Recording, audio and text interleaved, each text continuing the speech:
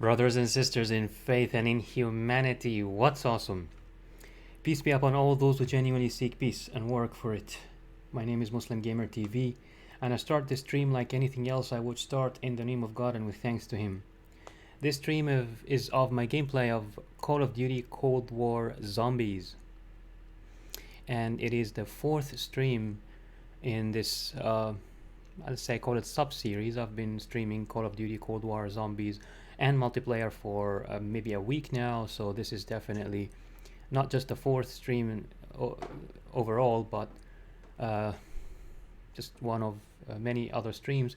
However, it's this is like sort of the, I'd say, the one before the final stream, where I'm just playing Zombies Firebase Z mainly, sometimes the machine to level up a few weapons, and then maybe, just maybe, I'll switch to a final series where I'm playing almost exclusively just Outbreak mode. We'll see how that goes when the time comes. This stream is for mature audiences only, so you have to be 18 or older to watch it, mainly due to the violent and bloody and gory nature of this specific game, especially the zombies mode, and also due to the strong language and hand gestures of some of the characters in the game.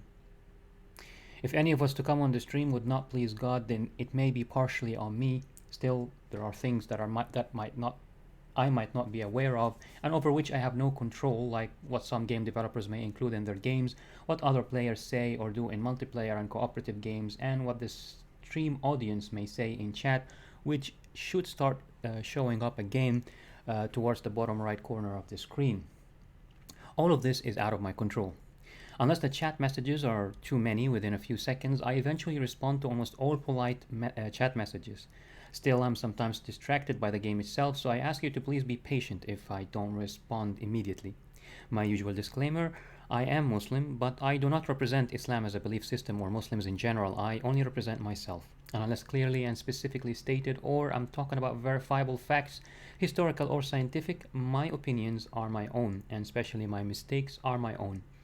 I currently do not constantly talk or provide commentary while streaming, so you may sometimes get hours of silent gaming from me, but also occasionally on my streams, inspired by something that happens in-game or by your messages, I talk about various subjects like religion, science, health, and of course games.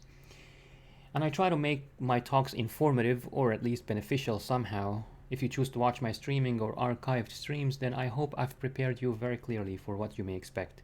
If you like the sound of all this, I would appreciate a follow from you here on Twitch and a subscription on my YouTube channel, where I permanently archive most of my streams. There is also a Patreon link in the About tab of my Twitch channel and a donations link if you would like to support this stream. And I look forward to chatting with you sometime on stream. Thank you. Now, let's jump to some hopefully fun gaming.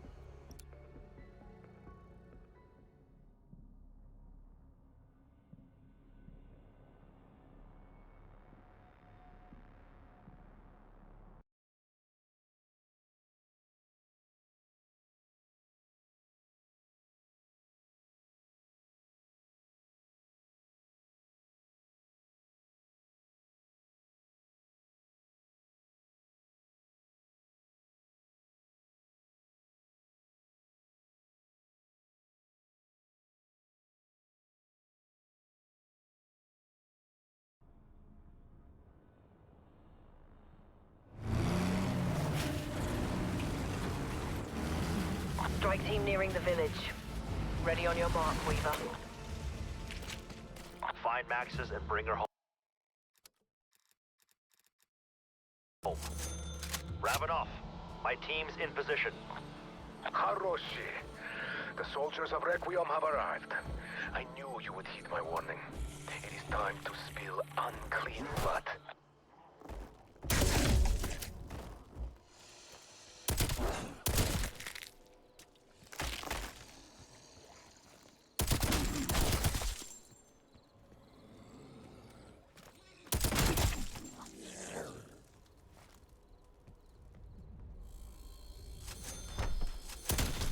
Ravenov, point my team in the right direction. They'll find Axis. Haroshi, Unisjailut. You look like you have the courage of a Soviets. Take the teleporter on the roof to the base. Your Maxis is there. I would join you, but it is your turn now. I will watch the security feeds and help when I can. Go now.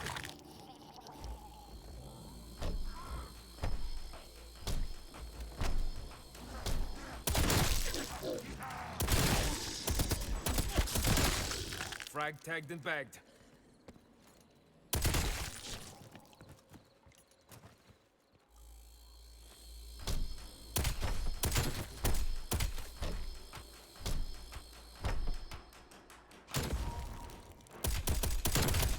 Your brains went auf Wiedersehen.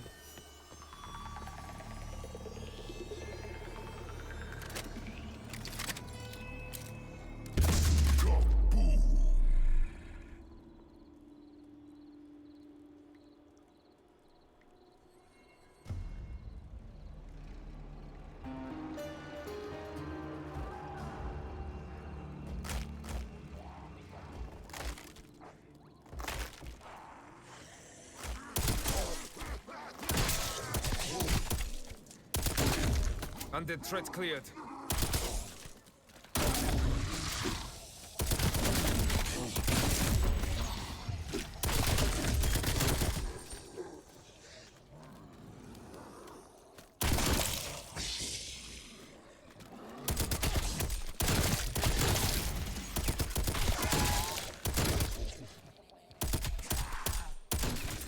Lost your head there.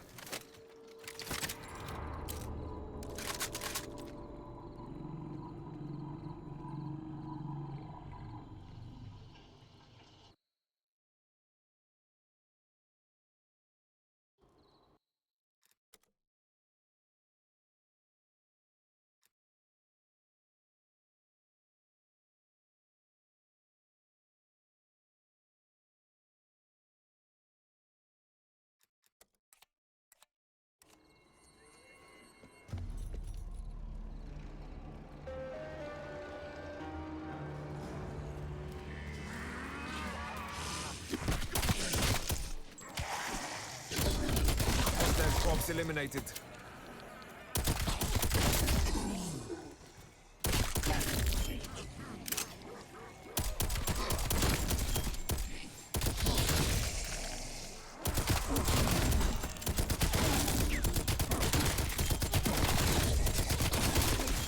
Goodbye, Shrine.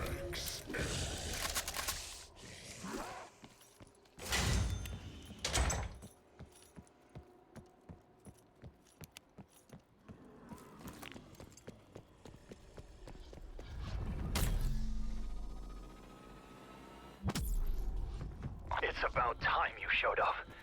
Wait, you're not Omega. Requiem? Can't say I'm surprised. I know why you're here, but I'm not gonna just hand her over. You turn the power on, I'll consider that fair payment for one agent access. Heck, you better have Maxis ready for transport, or there will be consequences.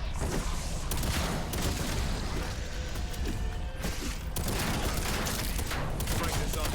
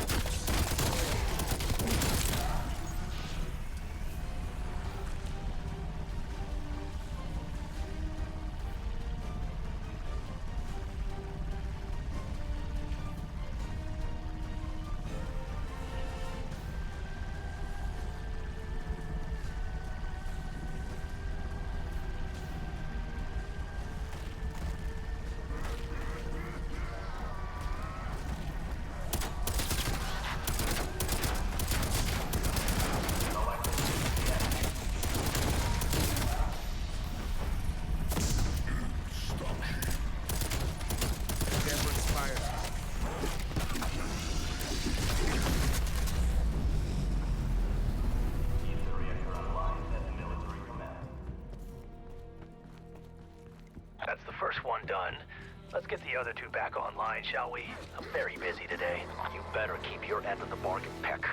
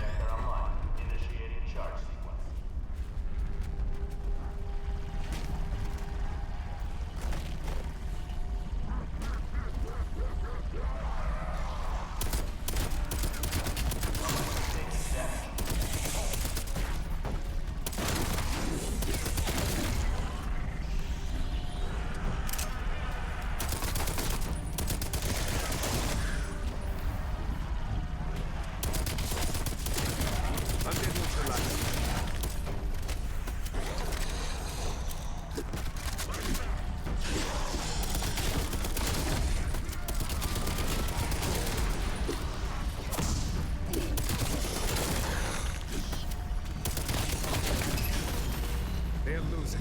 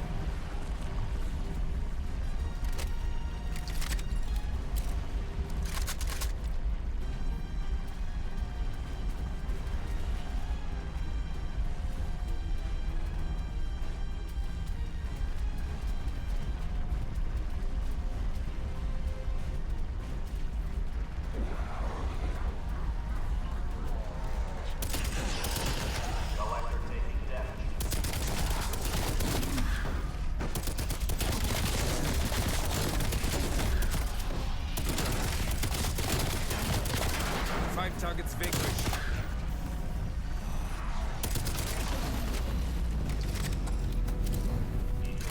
Online at mission control. All ether reactors online. Facility operating at full power. Weaver, there is a weapon forge at my location.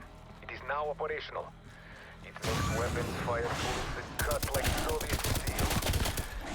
Introduce.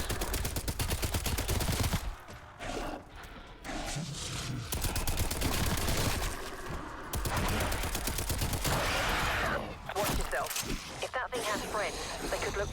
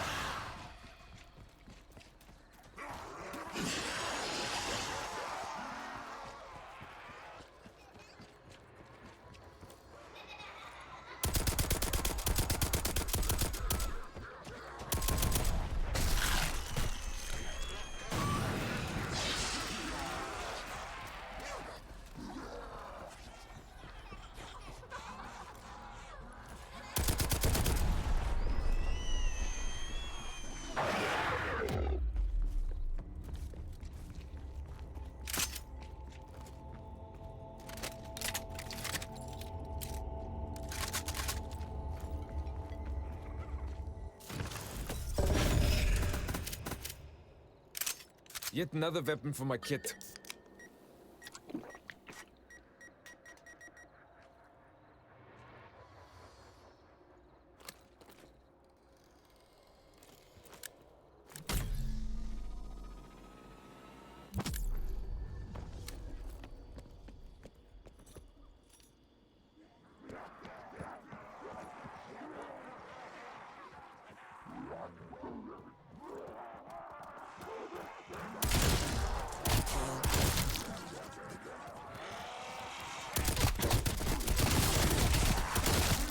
Brain eater down. Not dead.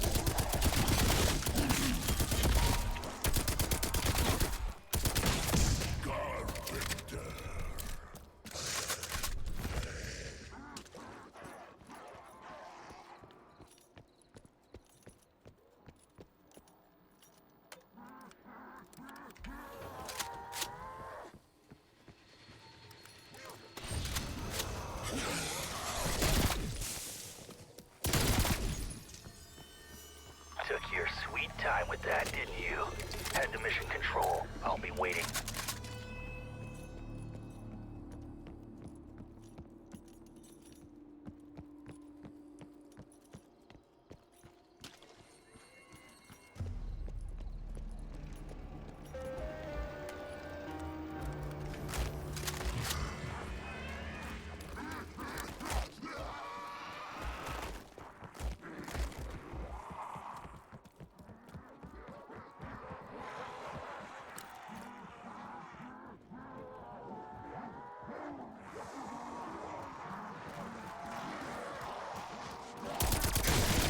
Zombie eliminated. 5 targets vanquished.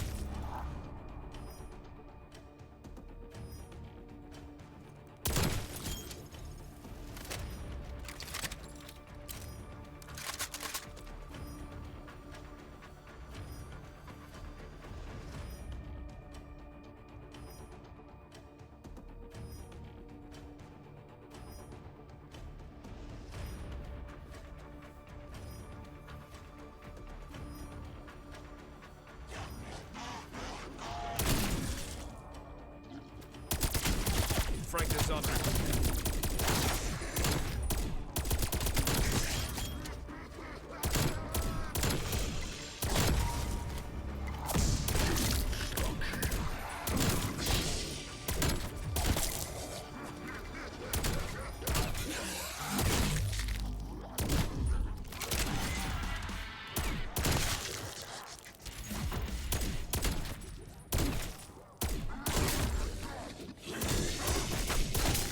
Brain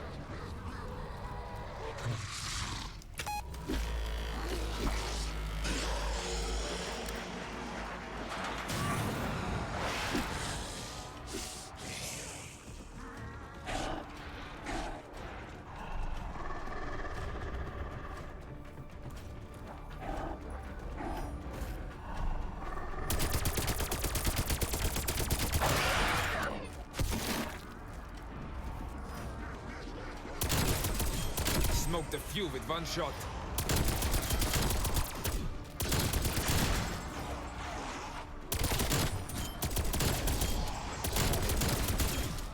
Coup de grace.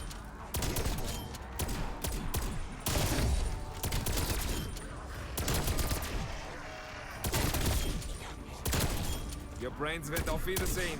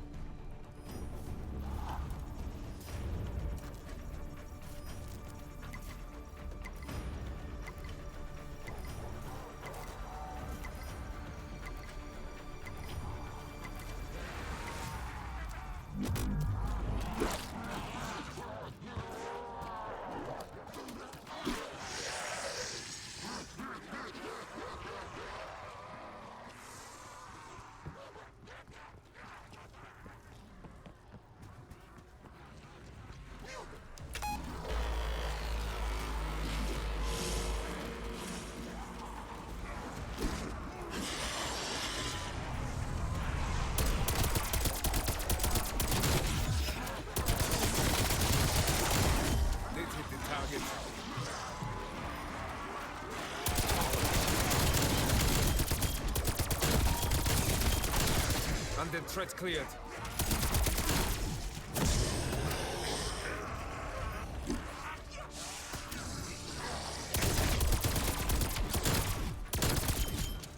Not bad.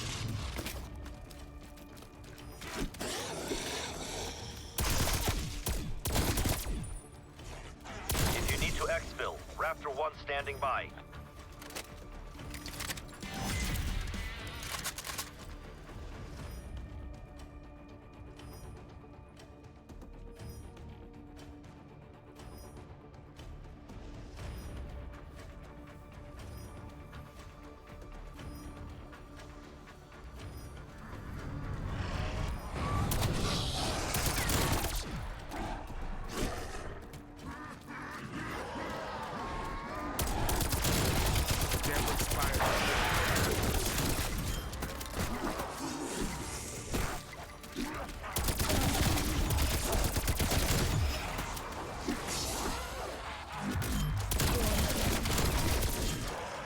All will fall eventually.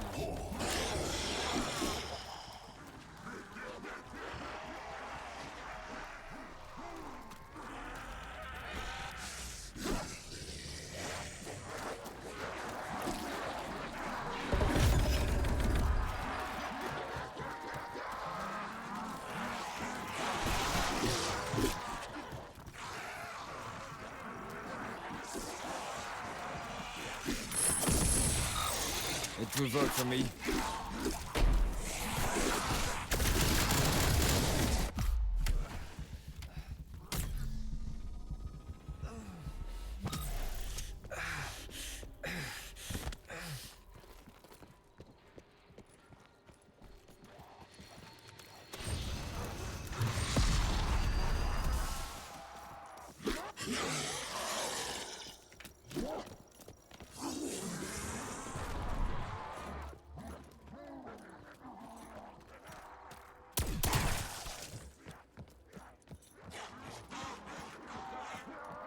Raptor 1, RTB for refuel. Evac window closed.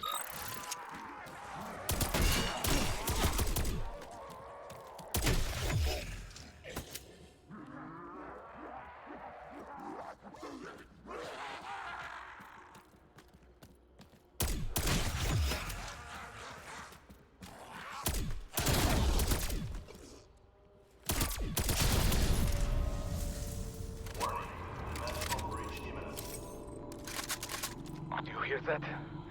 Death comes for us now. You must protect us. Get to the zone. Quickly.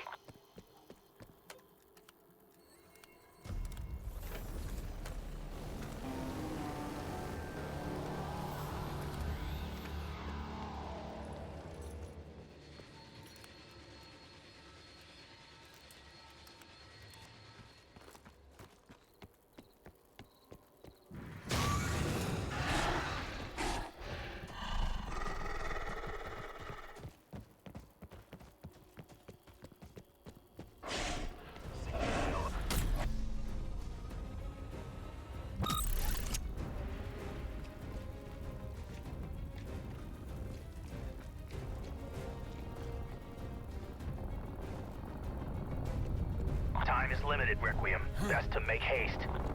Omega transport authorized for use upon request. Zombie eliminated.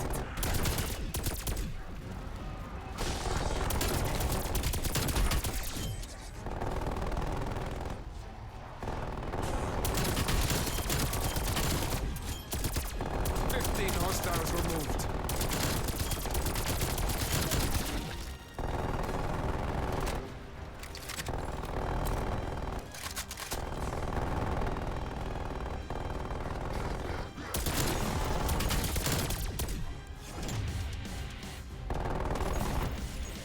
National breach collection.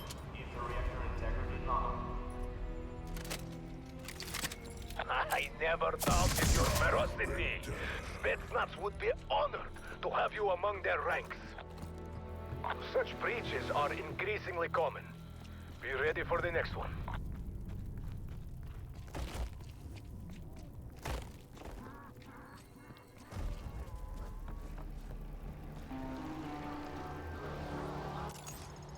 Patrick Fedorov, the freighter.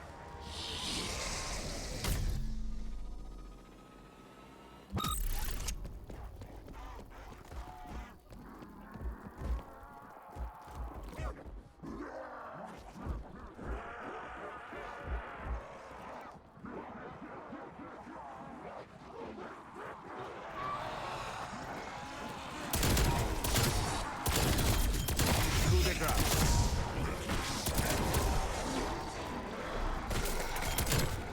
Live cranium.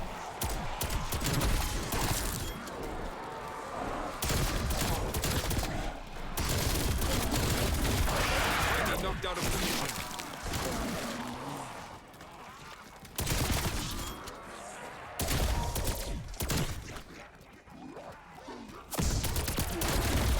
Goodbye, swine.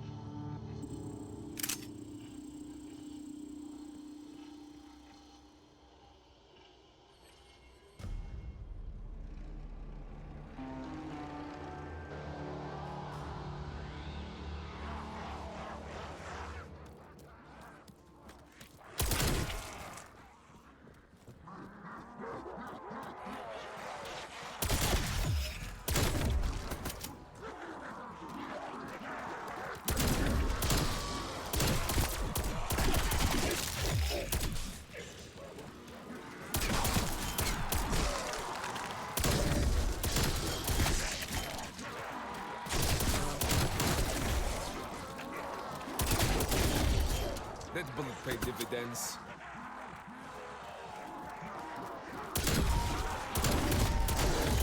Hostile corpse eliminated.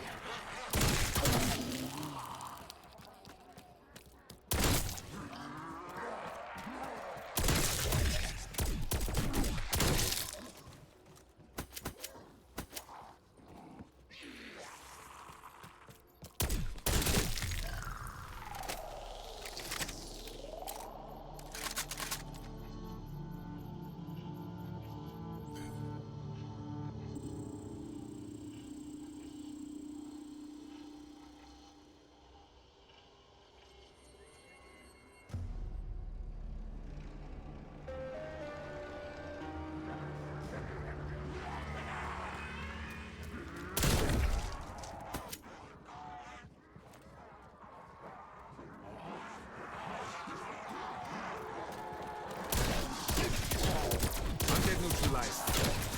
A critical wound.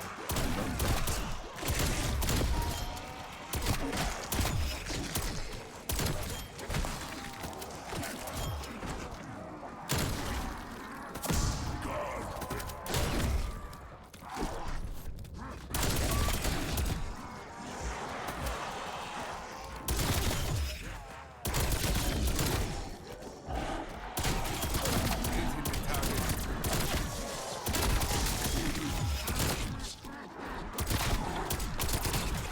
Frag tagged him back.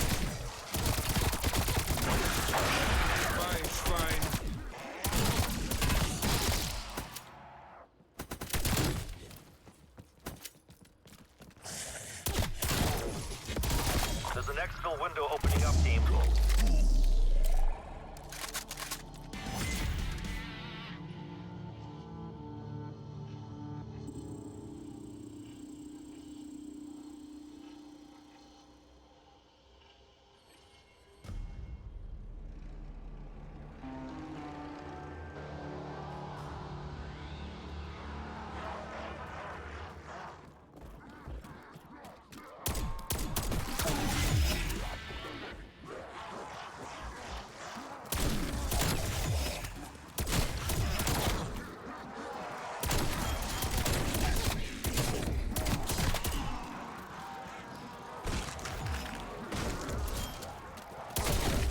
Deborah expired.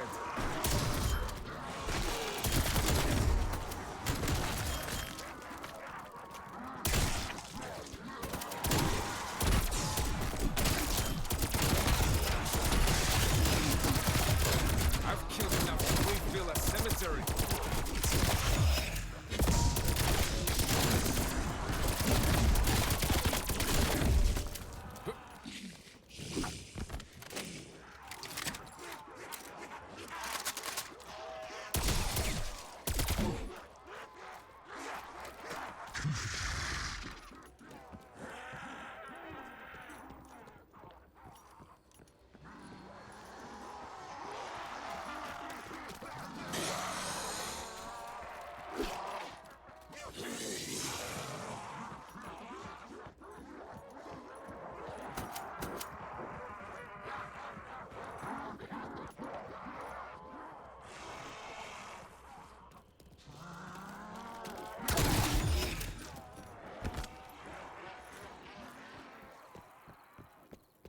Raptor 1 moving out.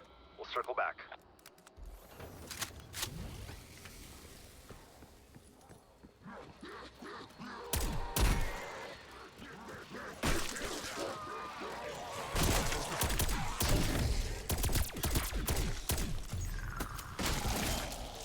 Five targets vanquished.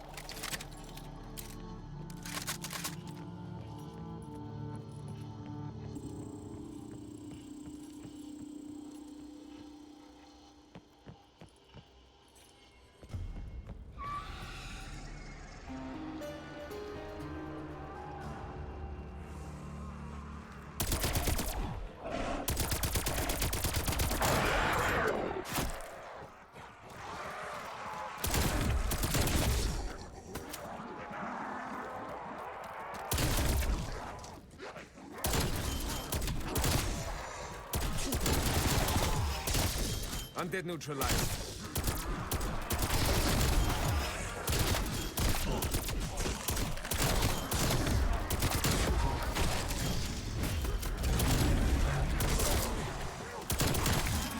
A critical wound.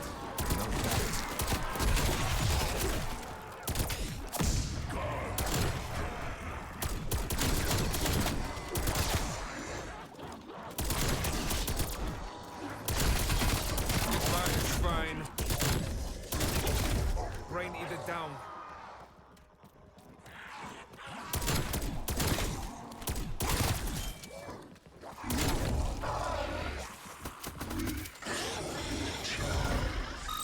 See the claws on that big armored bloke? Best steer clear of them.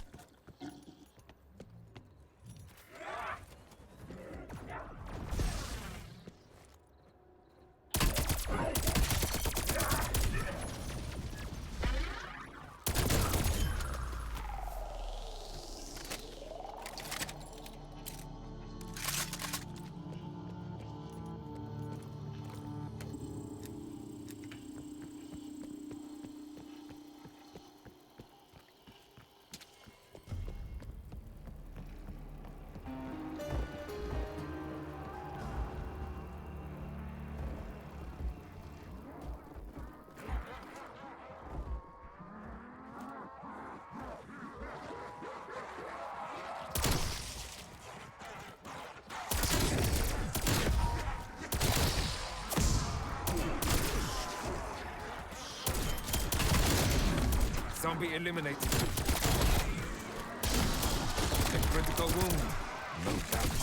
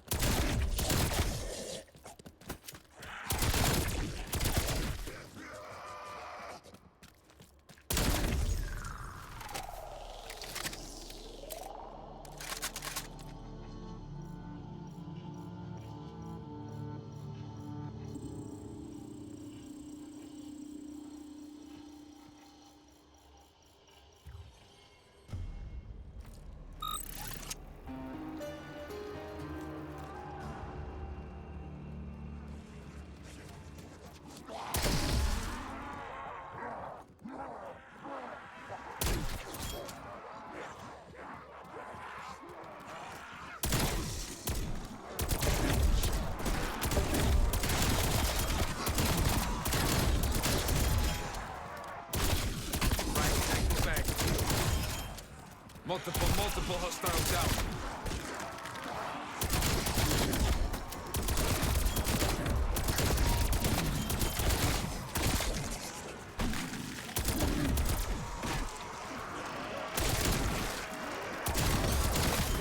Goodbye, spine.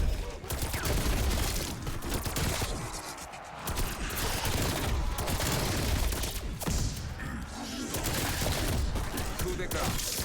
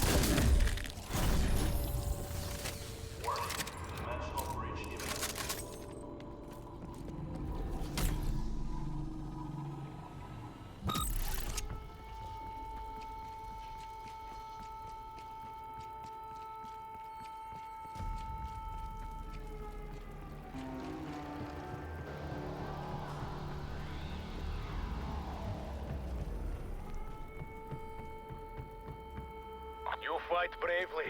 You will break their assault. Omega ground support authorized for use upon request.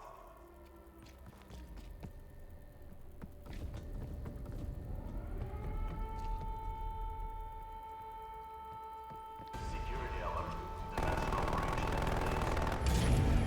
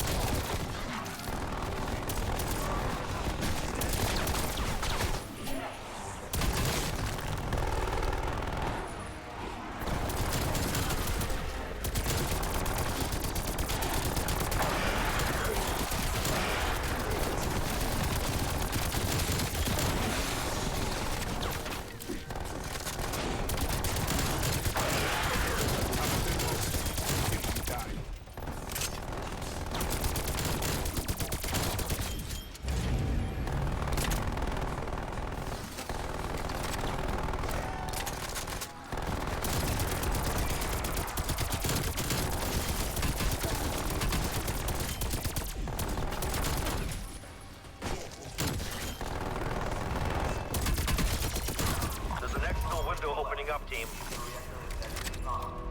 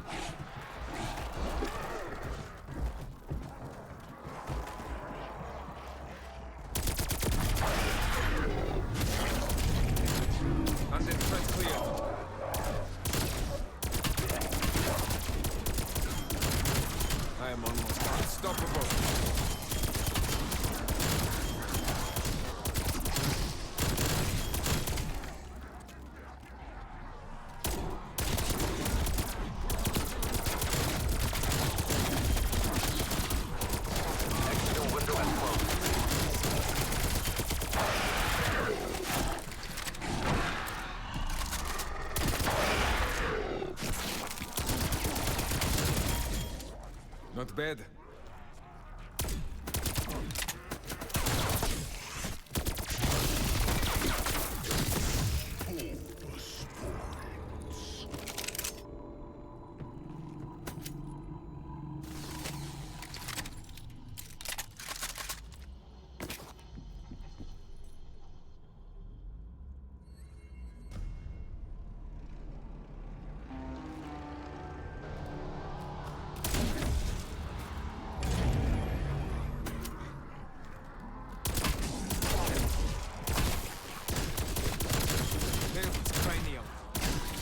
Hostile corpse eliminated.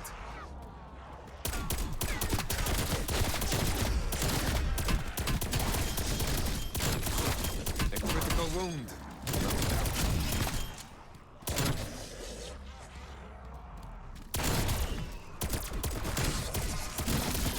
Goodbye, Schwein.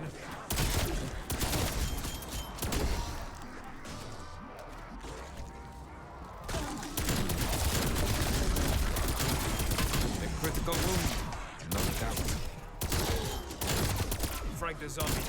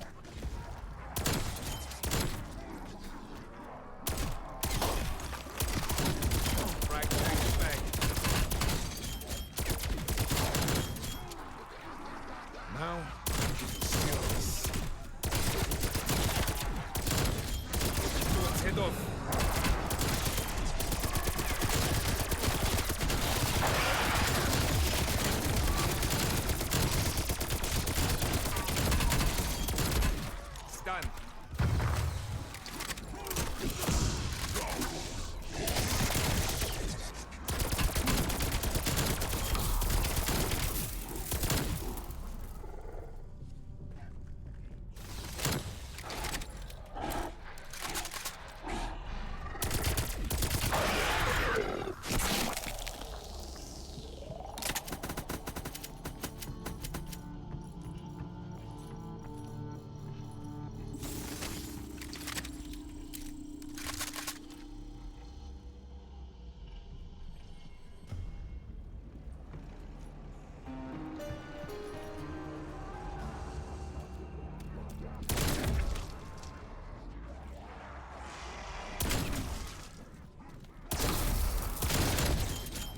Through the grass.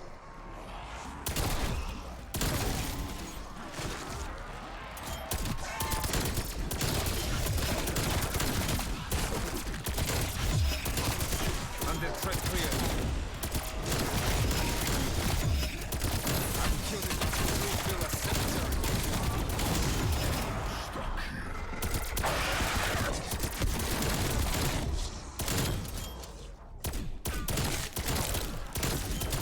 I intended to do that. There's his cranium.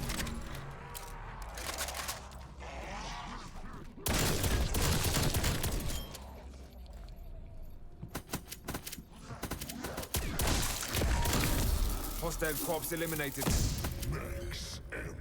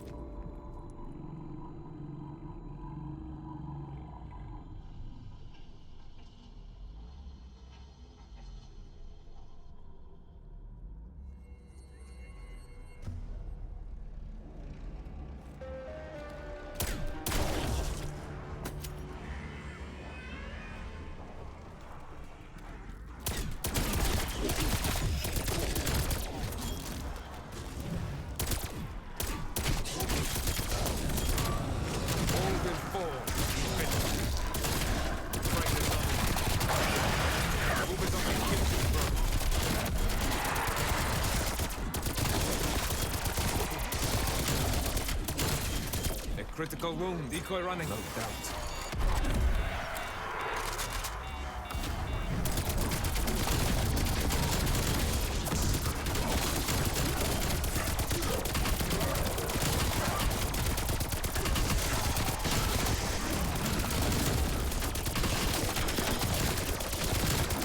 Camera expired.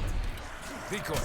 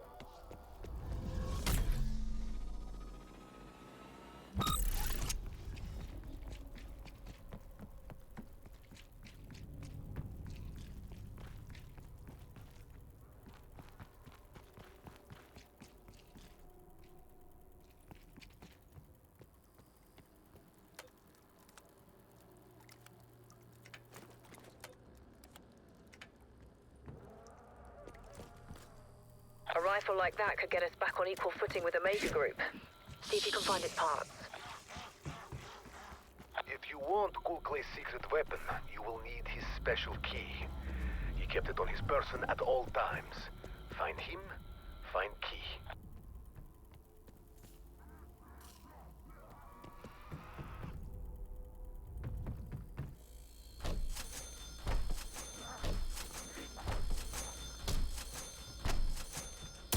Be advised, exfil window is open.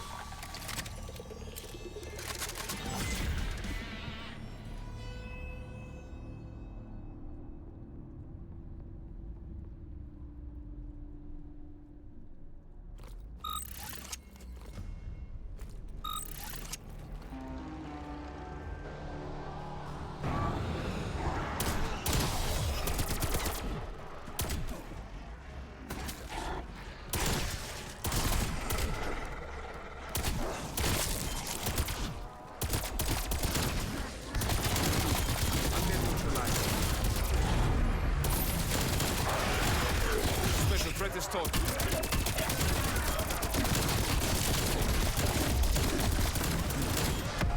Through the grass.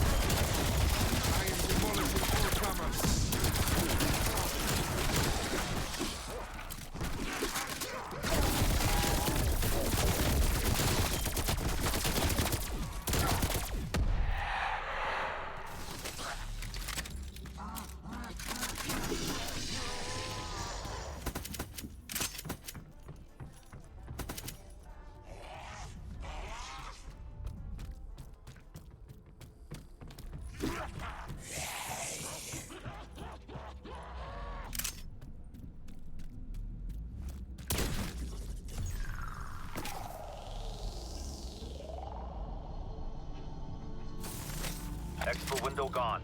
Stay alive till the next one.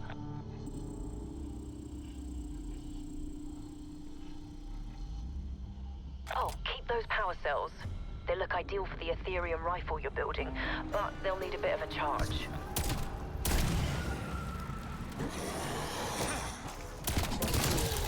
Zombie eliminated.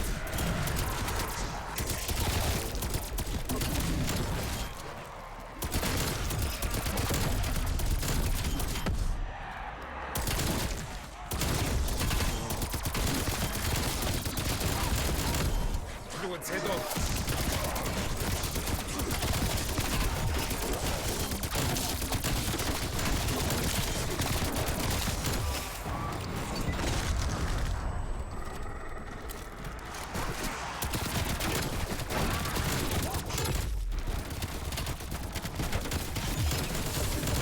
Wounded me.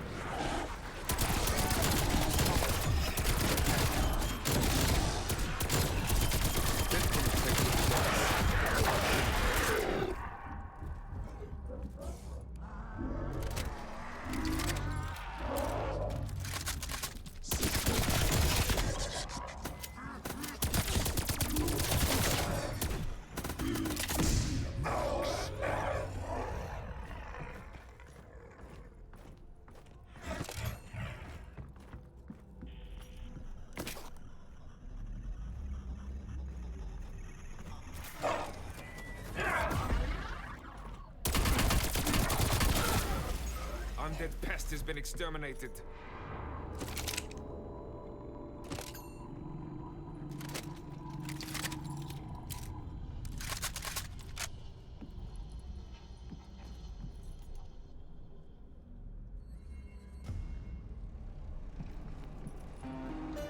C4.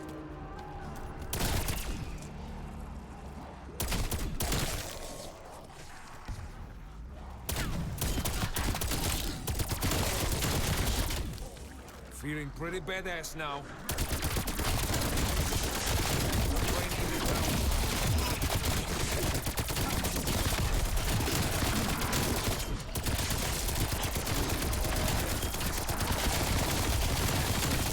My God, I'm good. That's not to say I don't have my suspicions. I've gathered sufficient evidence. Nobody rushes. War here. In Vietnam. In the flesh.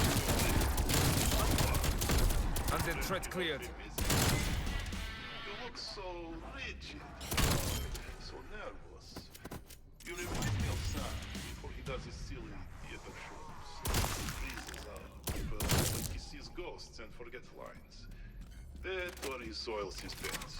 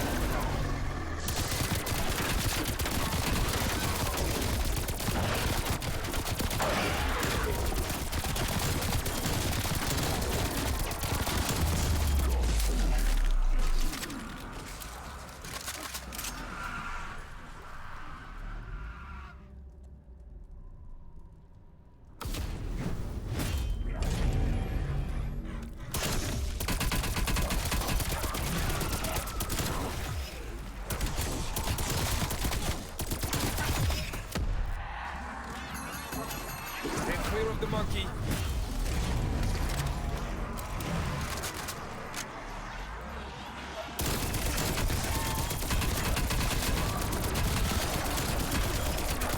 Bring it on, try to confront. One less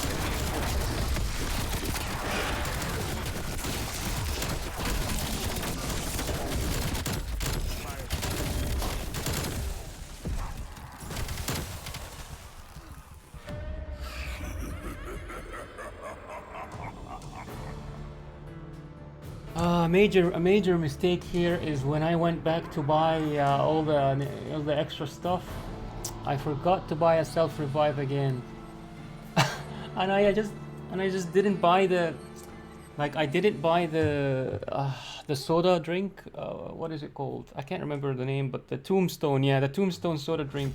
I didn't buy that one because I thought I have. What is this, man? I thought I have self-revive, but yeah, forgot I already had used my self-revive. So yeah, not cool.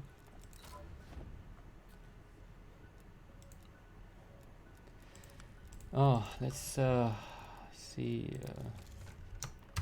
the progress. Like, I just wanted to know how fast I get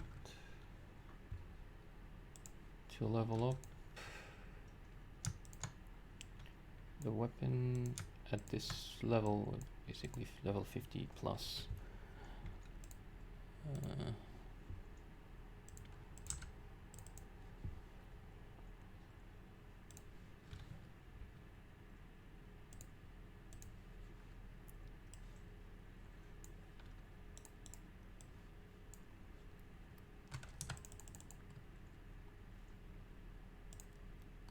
So started at level 51, and then 7 pixels.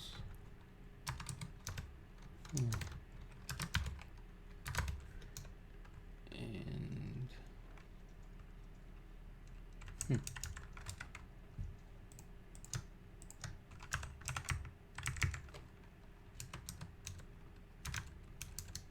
and ended up with,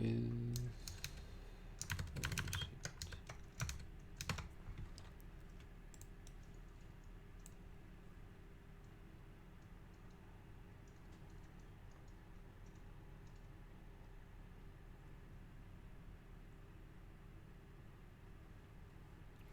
Ended up with level 53.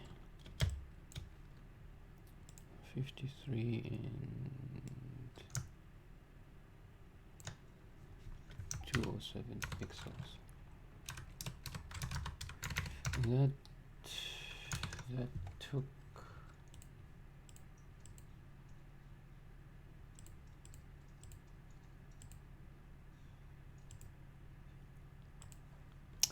about 57 minutes, let's say. Yeah, so that was about just over 2.5 levels per hour. So yeah, it gets reduced for, so in the level in the level 40s, from 40 to 50, it's about 3 levels per hour, and then it's like just over 2.5 now.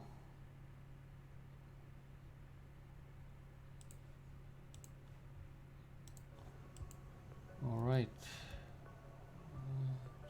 Wants to load some daily challenge, but failing apparently.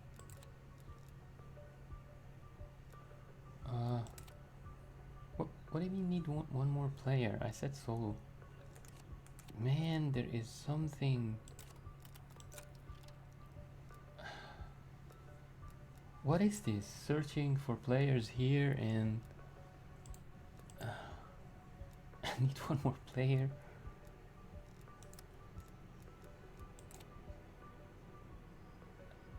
need one more player.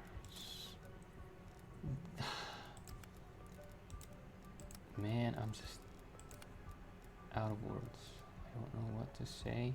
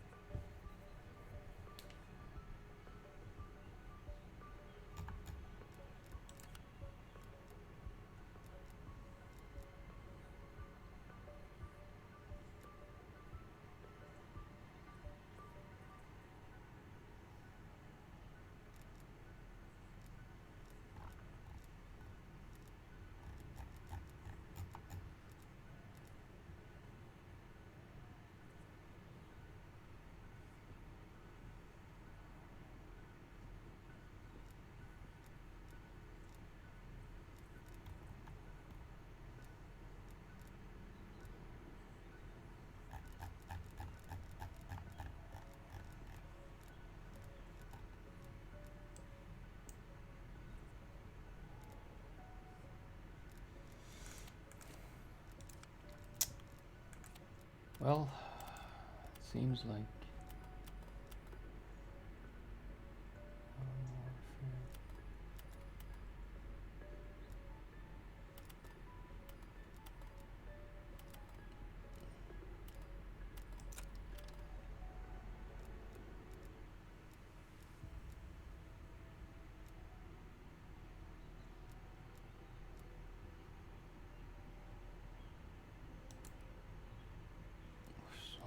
if I can break this cycle.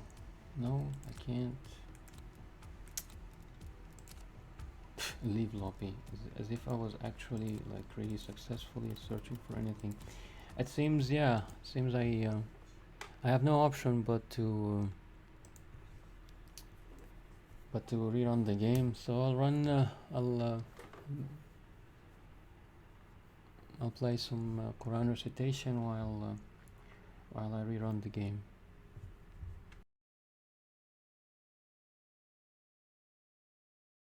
بسم الله الرحمن الرحيم In the name of God, the gracious, the merciful. الحمد لله رب العالمين Praise be to God, Lord of the worlds. الرحمن الرحيم The most gracious, the most merciful. مالك يوم الدين Master of the day of judgment. إياك نعبد وإياك نستعين It is you we worship, and upon you we call for help. اهدنا الصراط المستقيم Guide us to the straight path. صراط الذين أنعمت عليهم غير المغضوب عليهم ولا الضالين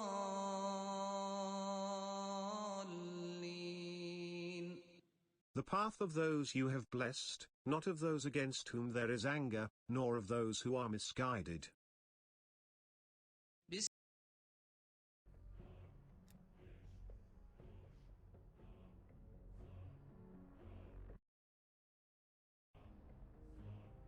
Okay, so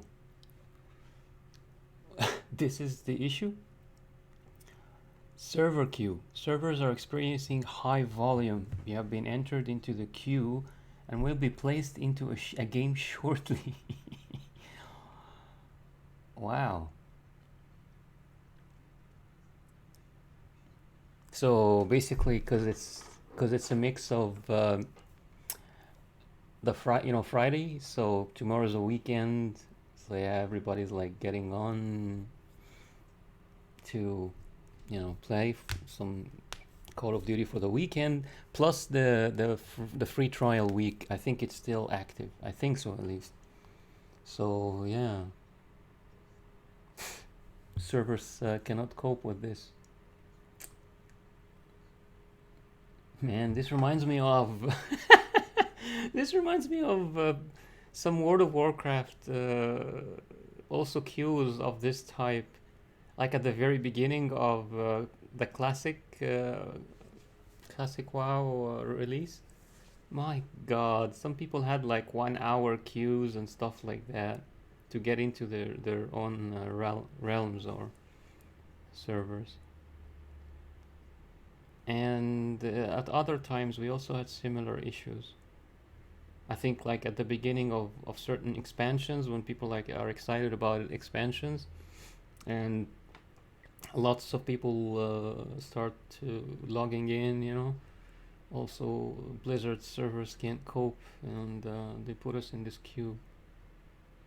But I was already inside. Why just the game has issues that go beyond lack of server capacity. I was already in the game. I just couldn't, and I'm soloing, man. I don't. Oh my God.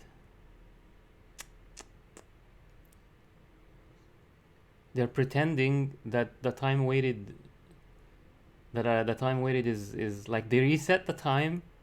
Okay, so they reset the time, or the server, I mean the software, whatever it is, their server or the software, Activision servers are pretending that I only waited 2 minutes, or I only waited 3 minutes by resetting the time, but now we're counting 5 minutes.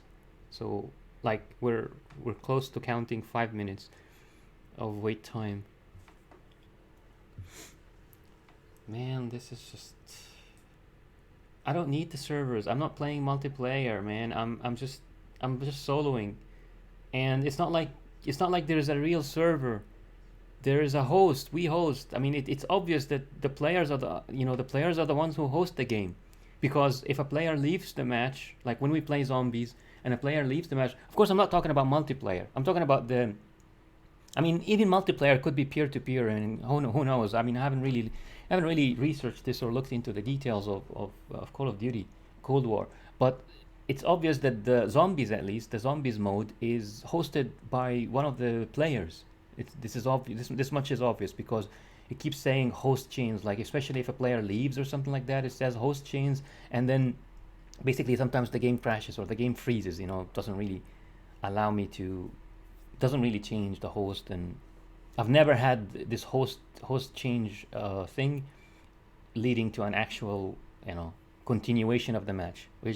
I always get kicked out into the main menu. But now I'm soloing. I don't understand, what is this?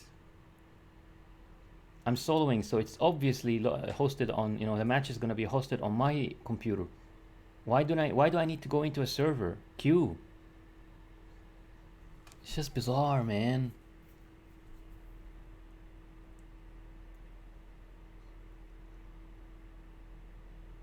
Like in World of Warcraft, it's obvious. You have to enter into a specific realm, one of those. And if you're on a populated, like a realm or a server with a high population, then yeah, you get into these. And I don't know, a weekend or whatever, there's like a higher than usual number of players getting into the same server or the same realm, then yeah, obviously there will be some sort of queue. But I just want to solo. I just want to solo some zombie mode, man. So at least they didn't reset. They got the estimated time wrong, but they didn't reset. And so this is after resetting. So now I've waited 8 minutes to get into the game, so I can actually solo, so I can host something on my own computer and play on my own computer. This is just bizarre. I don't know what Activision is thinking here, or what the devs are thinking with this sort of design. I don't even need a server. What if I'm playing the campaign? Why do I need a server to play the campaign? You already checked that my game is legit, on the Battle.net app. So what do you need to do? Just let me play a campaign, man. Let me play some solo zombie. I don't need a server.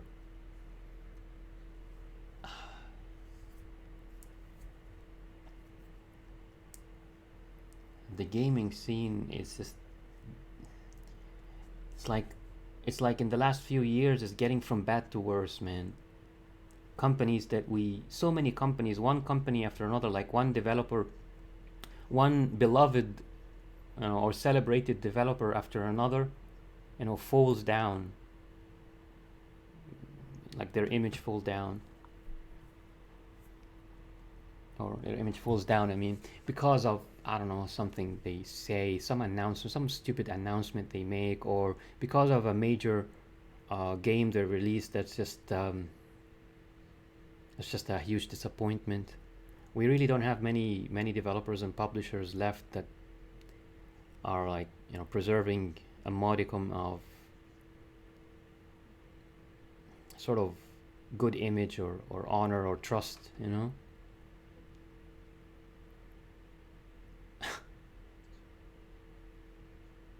Yeah, so now they're because it's a freaking service. It's a game. It's a games as a service game. My God. I mean, if you're going to make a games as a, even the freaking soloing part of your game, the campaign and the solo. I mean, I don't know why do you give me this screen when if I want to play the campaign. Okay, I still haven't played the campaign, I'm not really that interested. Oh my God. So much rubbish, so much trash, man. Trash code in this game. Like getting this screen is so annoying because it's pretending it's resetting everything. I've already waited 10 minutes, so this is now counting 12 minutes or something like that. I don't know why does the code remove this screen if it's not certain that it can let me into the server? It keeps kicking me back into this screen as if, you know, the code can't even count properly. It can't count the number of players trying to get into the server properly. And why do I even need to log into the services of the game if I'm playing the campaign? Just use your de novo, I don't know, game authenticity check or whatever it is to check that I have a legit or you know, legitimate copy of the game, and then let me play the campaign without getting me into any servers or any games as a servers, especially when they are such bad servers. And if you're going to insist on making the whole goddamn game, the campaign and the soloing part, you know, zombie soloing part, or multiplayer bots, why do I need a server for multiplayer bots? Why do I need a server for the campaign? Why do I need a server for soloing zombies, man? Why? Just reduce the load on your bad server that can't keep up by letting us just play on our own, you know, PC, man. This games as a service thing it's such cancer. It is really such cancer, and it's so frustrating. It's double or triple or quadruple frustrating when I don't even need it, because I'm playing the campaign or playing against bots or playing a solo zombie match. Freaking hell, man.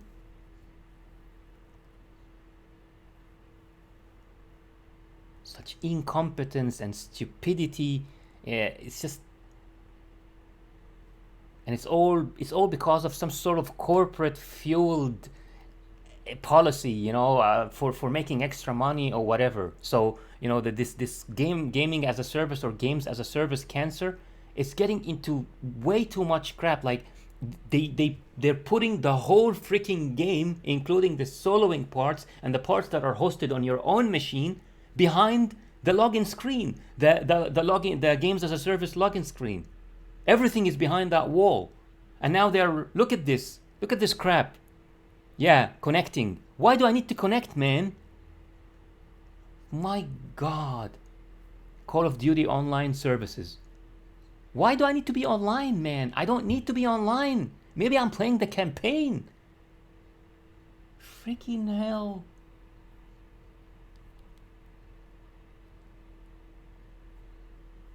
Such incompetence, I swear. And such stupidity, corporate executive stupidity.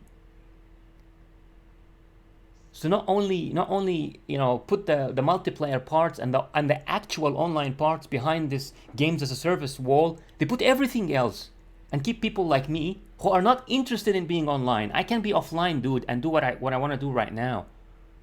But no.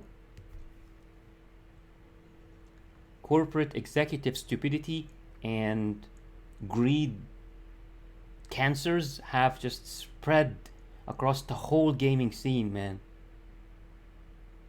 You cannot connect to Call of Duty Black Ops Cold War online services. The servers may be undergoing maintenance, or you may be experiencing a network interruption. I am not experiencing a network interruption, dude, because I'm still streaming.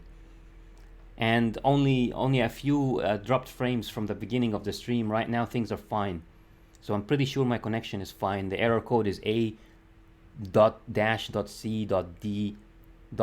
zillions of dashes .v more like 3 dashes, and then Yorker 43 good wolf, and allowing me to retry.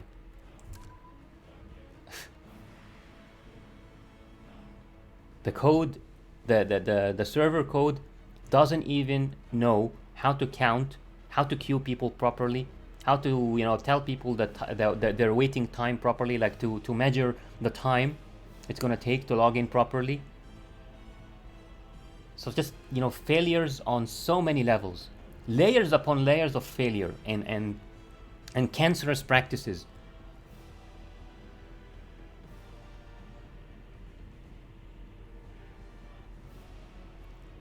And it all trickles down from corporate executive stupidity and greed.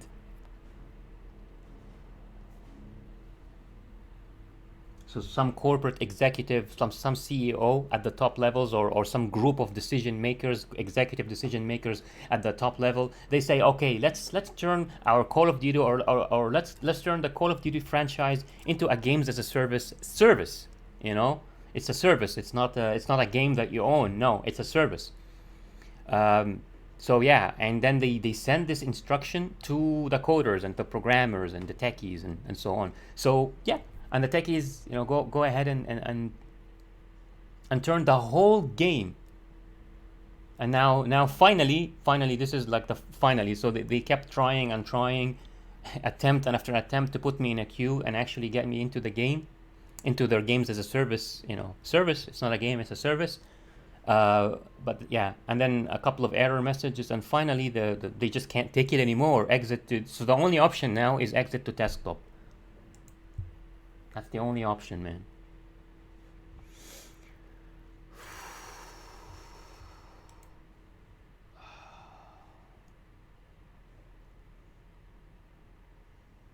I've got a friend who is in the game.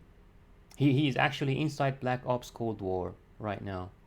I don't know if he's like in the menu, or he was like, yeah, like I was. I'm not sure. Freaking hell.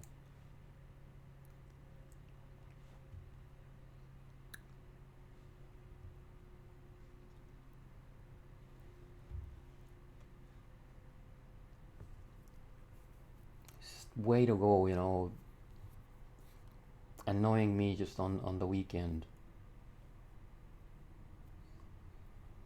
It's just a reminder, you know. I try to play the game, or play the games without really thinking about all these things, that all these cancerous things that very few reviewers, game reviewers and gaming personalities on YouTube actually talk about. You know, the only ones who talk about it are the still independent ones, like, you know, like Angry Joe, for example.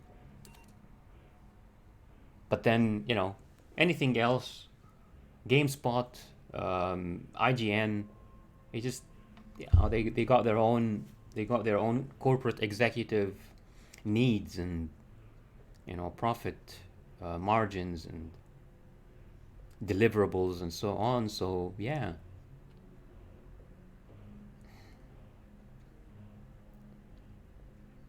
It's difficult to expect the big leagues, the big websites like that to actually really talk about such issues, like, you know, what I was talking about right now. Why put a campaign, a bots mode, multiplayer against bots mode, and a solo zombie mode that gets hosted on the machine of the user? Why put this behind a games as a service connection wall?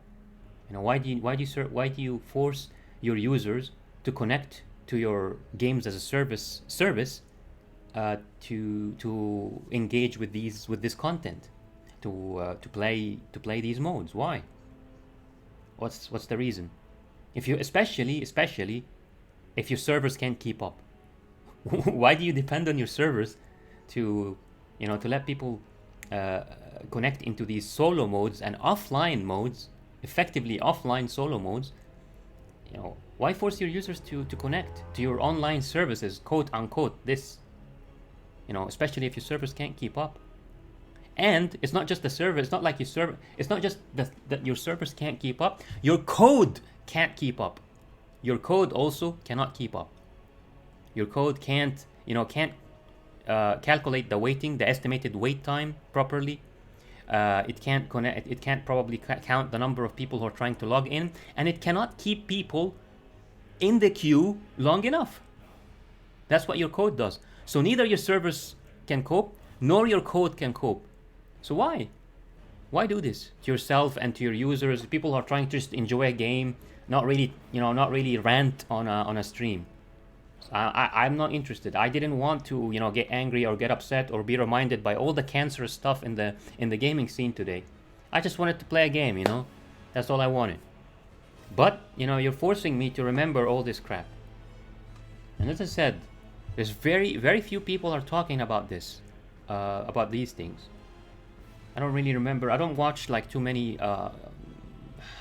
gaming channels, like specific ones, you know. But other than, for example, you know, maybe Angry Joe, I follow a lot of his videos, and I appreciate that he's still independent and that he still, you know, says the truth and holds, you know, companies accountable for what they do.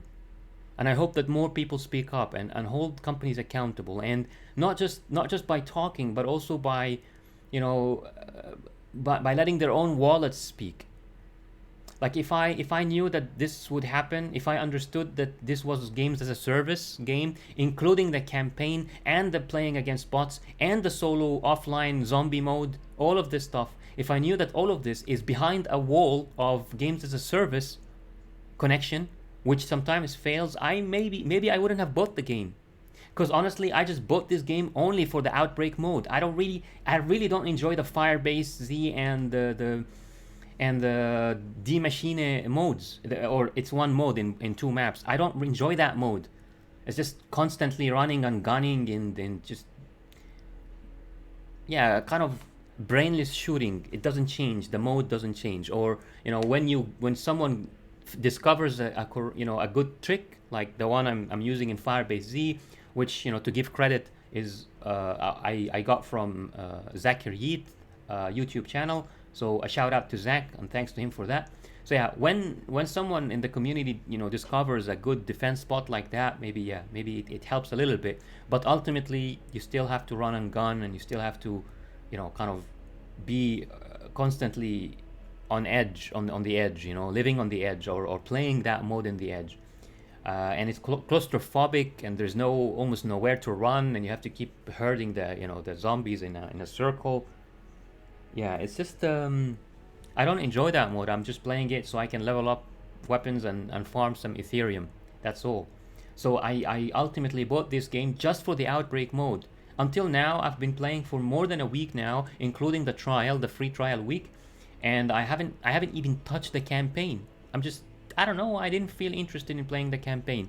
The only reason I played the multiplayer, and all of it is proven right here on the stream. You know, you've seen like dozens of hours. I've streamed this game so far for dozens of hours. I don't know if I hit 100. Maybe I hit the 100-hour mark already. Like, I've streamed this game for more than 100 hours probably.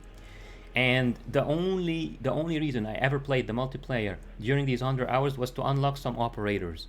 And as soon as I unlocked the operators, I went back into the zombie mode. I didn't touch the campaign at all.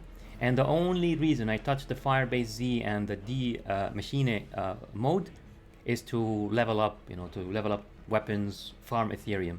Other than that, the only thing I'm enjoying in this game is the Outbreak mode.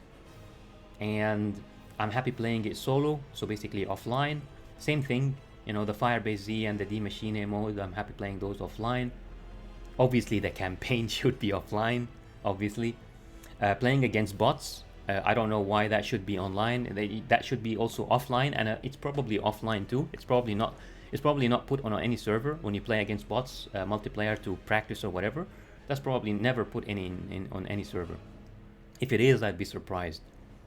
But yeah, I don't know why all these parts, why I have to be blocked. Why, you're selling me this service.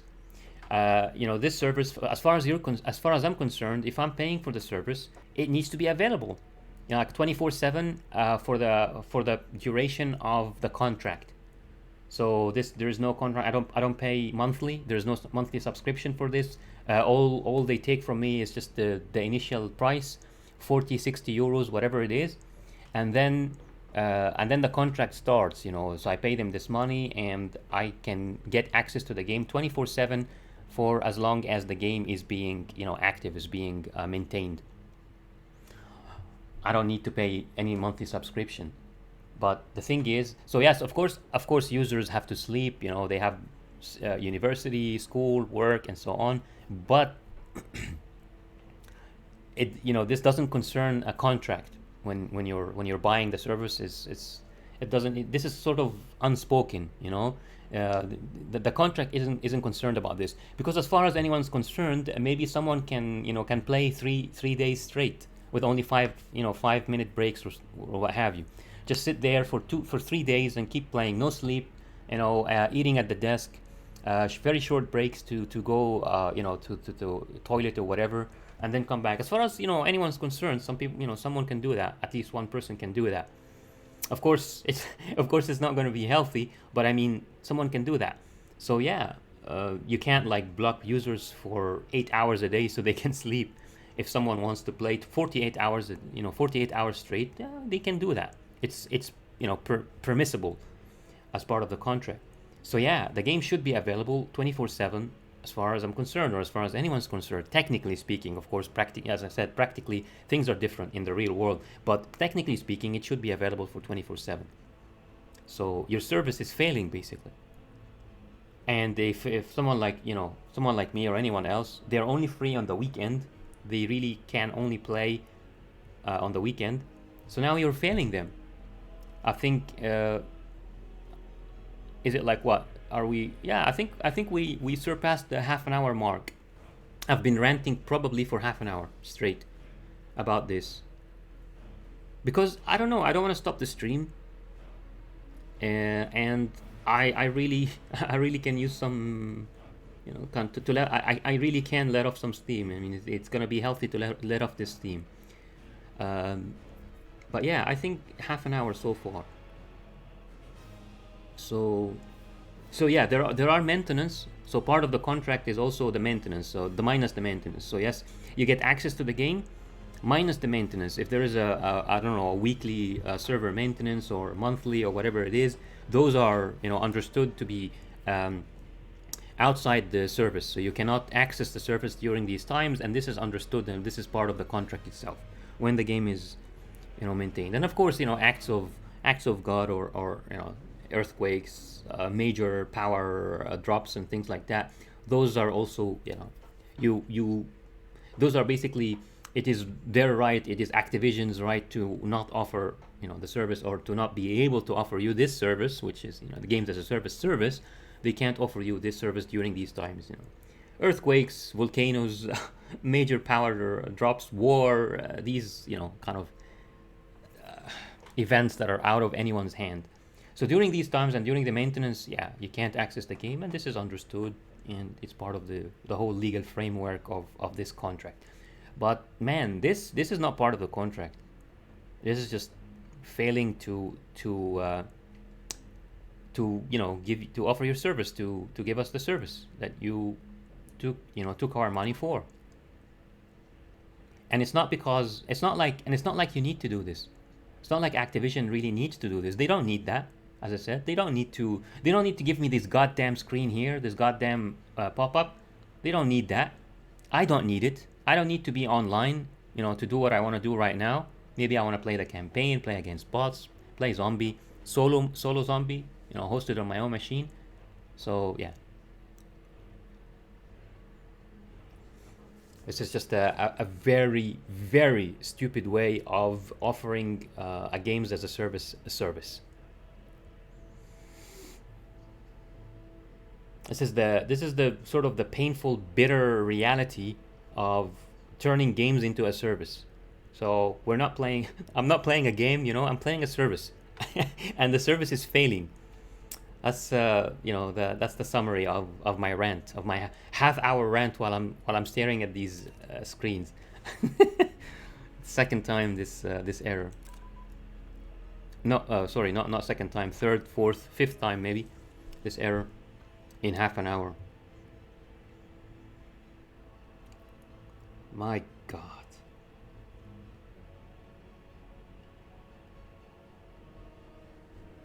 This is just...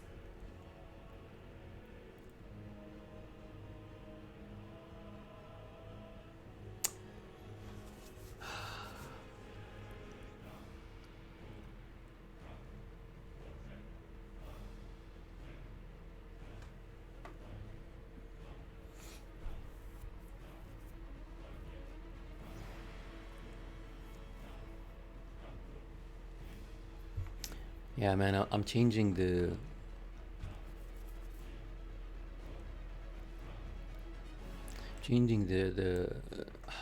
title of this stream for sure.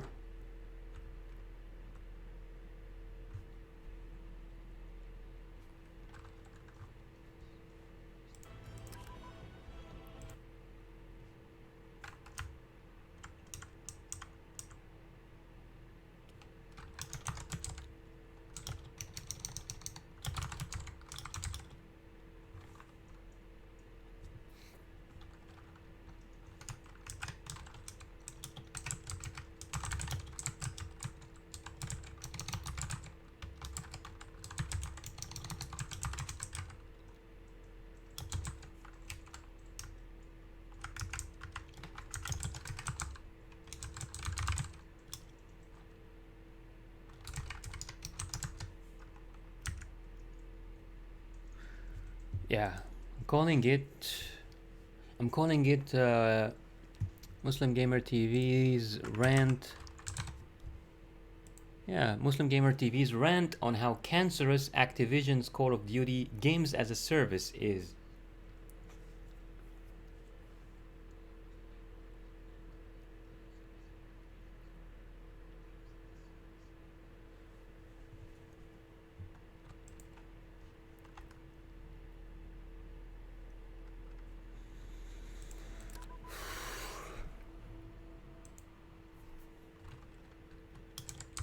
Cancerous and incompetent.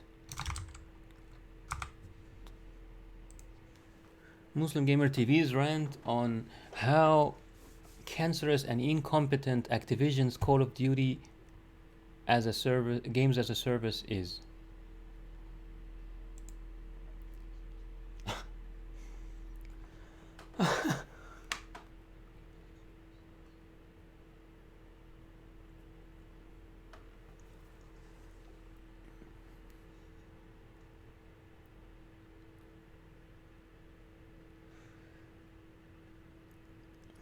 I mean, I'm obviously I gotta as I'm done. I'm really done talking about these issues, and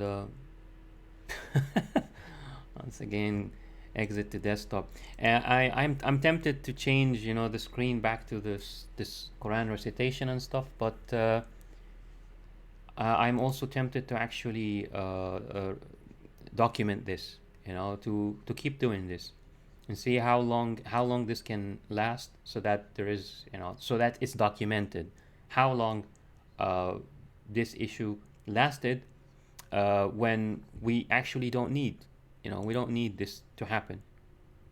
We definitely don't need this to happen, because I don't want to be online, man. I am not interested in playing online right now. So your games as a service should you know, especially when it's failing, and especially when your servers are not capable of keeping up, yeah, your games as a service should be changed to let people play in peace. You know, not play your game, of course. I mean, God forbid, you know, we would play games. You know, let your users and customers, or not customers, sorry, because customers buy stuff and they own them. Now we're clients. We are not customers. A customer is someone who, you know, enters a sort of some sort of brick and mortar, you know, physical game shop, and they buy a disc and they own this disc, or, you know, DVD disc, whatever it is, you know, some kind of, yeah, they own it. Or you enter a supermarket and you buy some bedding, or, you know, some sort of a cup. You can buy a glass or a cup, and then you own that cup. That's a customer. But we don't own this, of course. It's Activision that owns this. So we are not customers. We are clients. So yeah, yeah.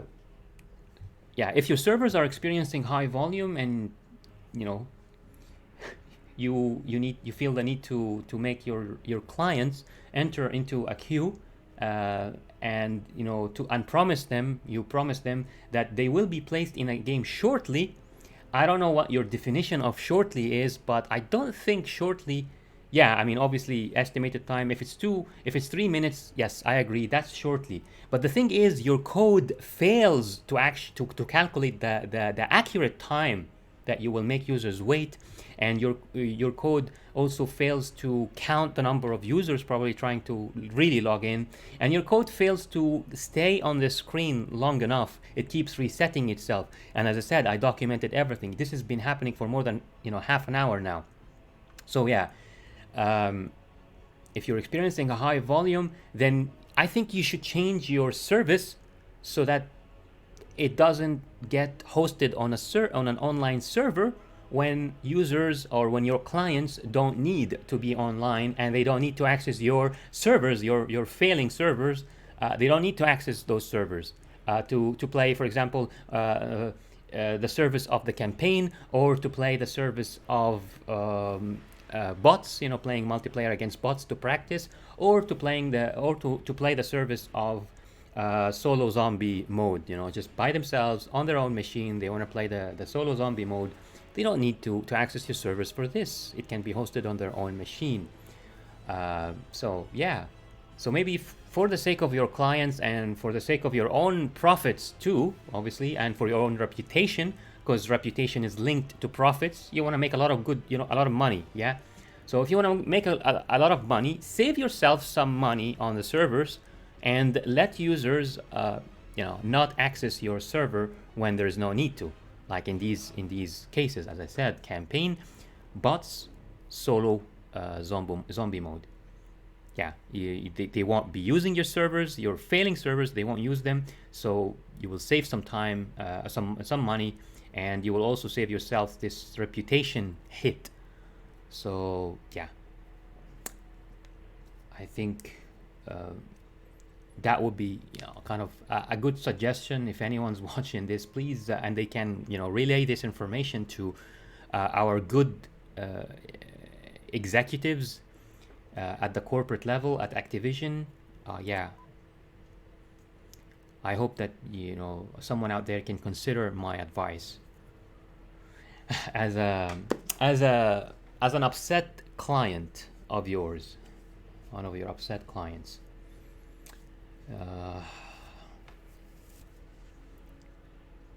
So as I was saying, yeah, I was tempted to change back to something else, something less annoying, like something much better, like Quran recitation or something. But nah, I'm going to stay on this thing to document how long it takes, because something has to be done about this cancer in the gaming scene known as games as a service, and the cancerous way of applying the cancer.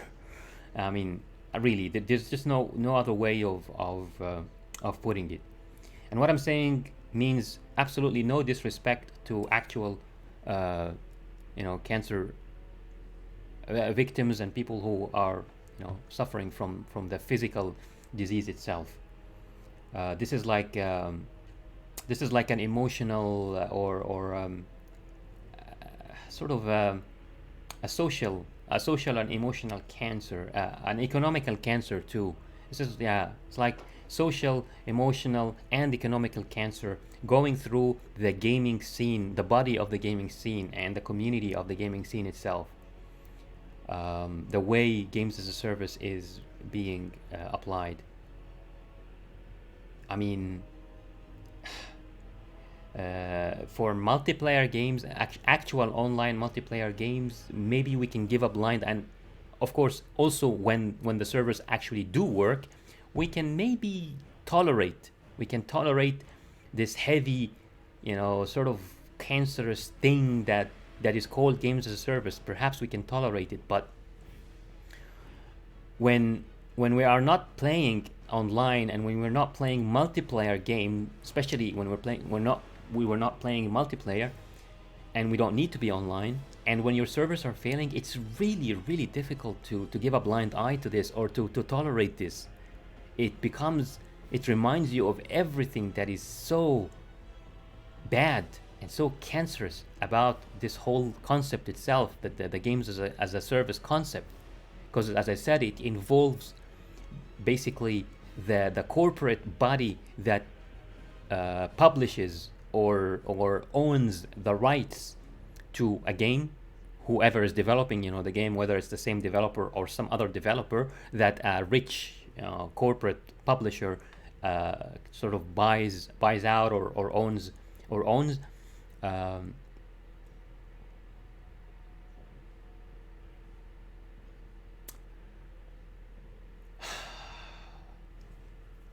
I got sidetracked now. I actually forgot what I was saying from all this anger, this frustration that I'm feeling. And it's not like I'm addicted to the game. I honestly can move on. I really can move on to another game.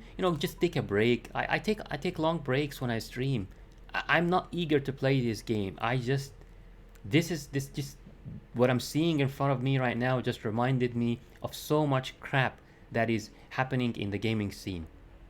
And all the things, all the disappointments that we experience from several companies and several developers and publishers through the years.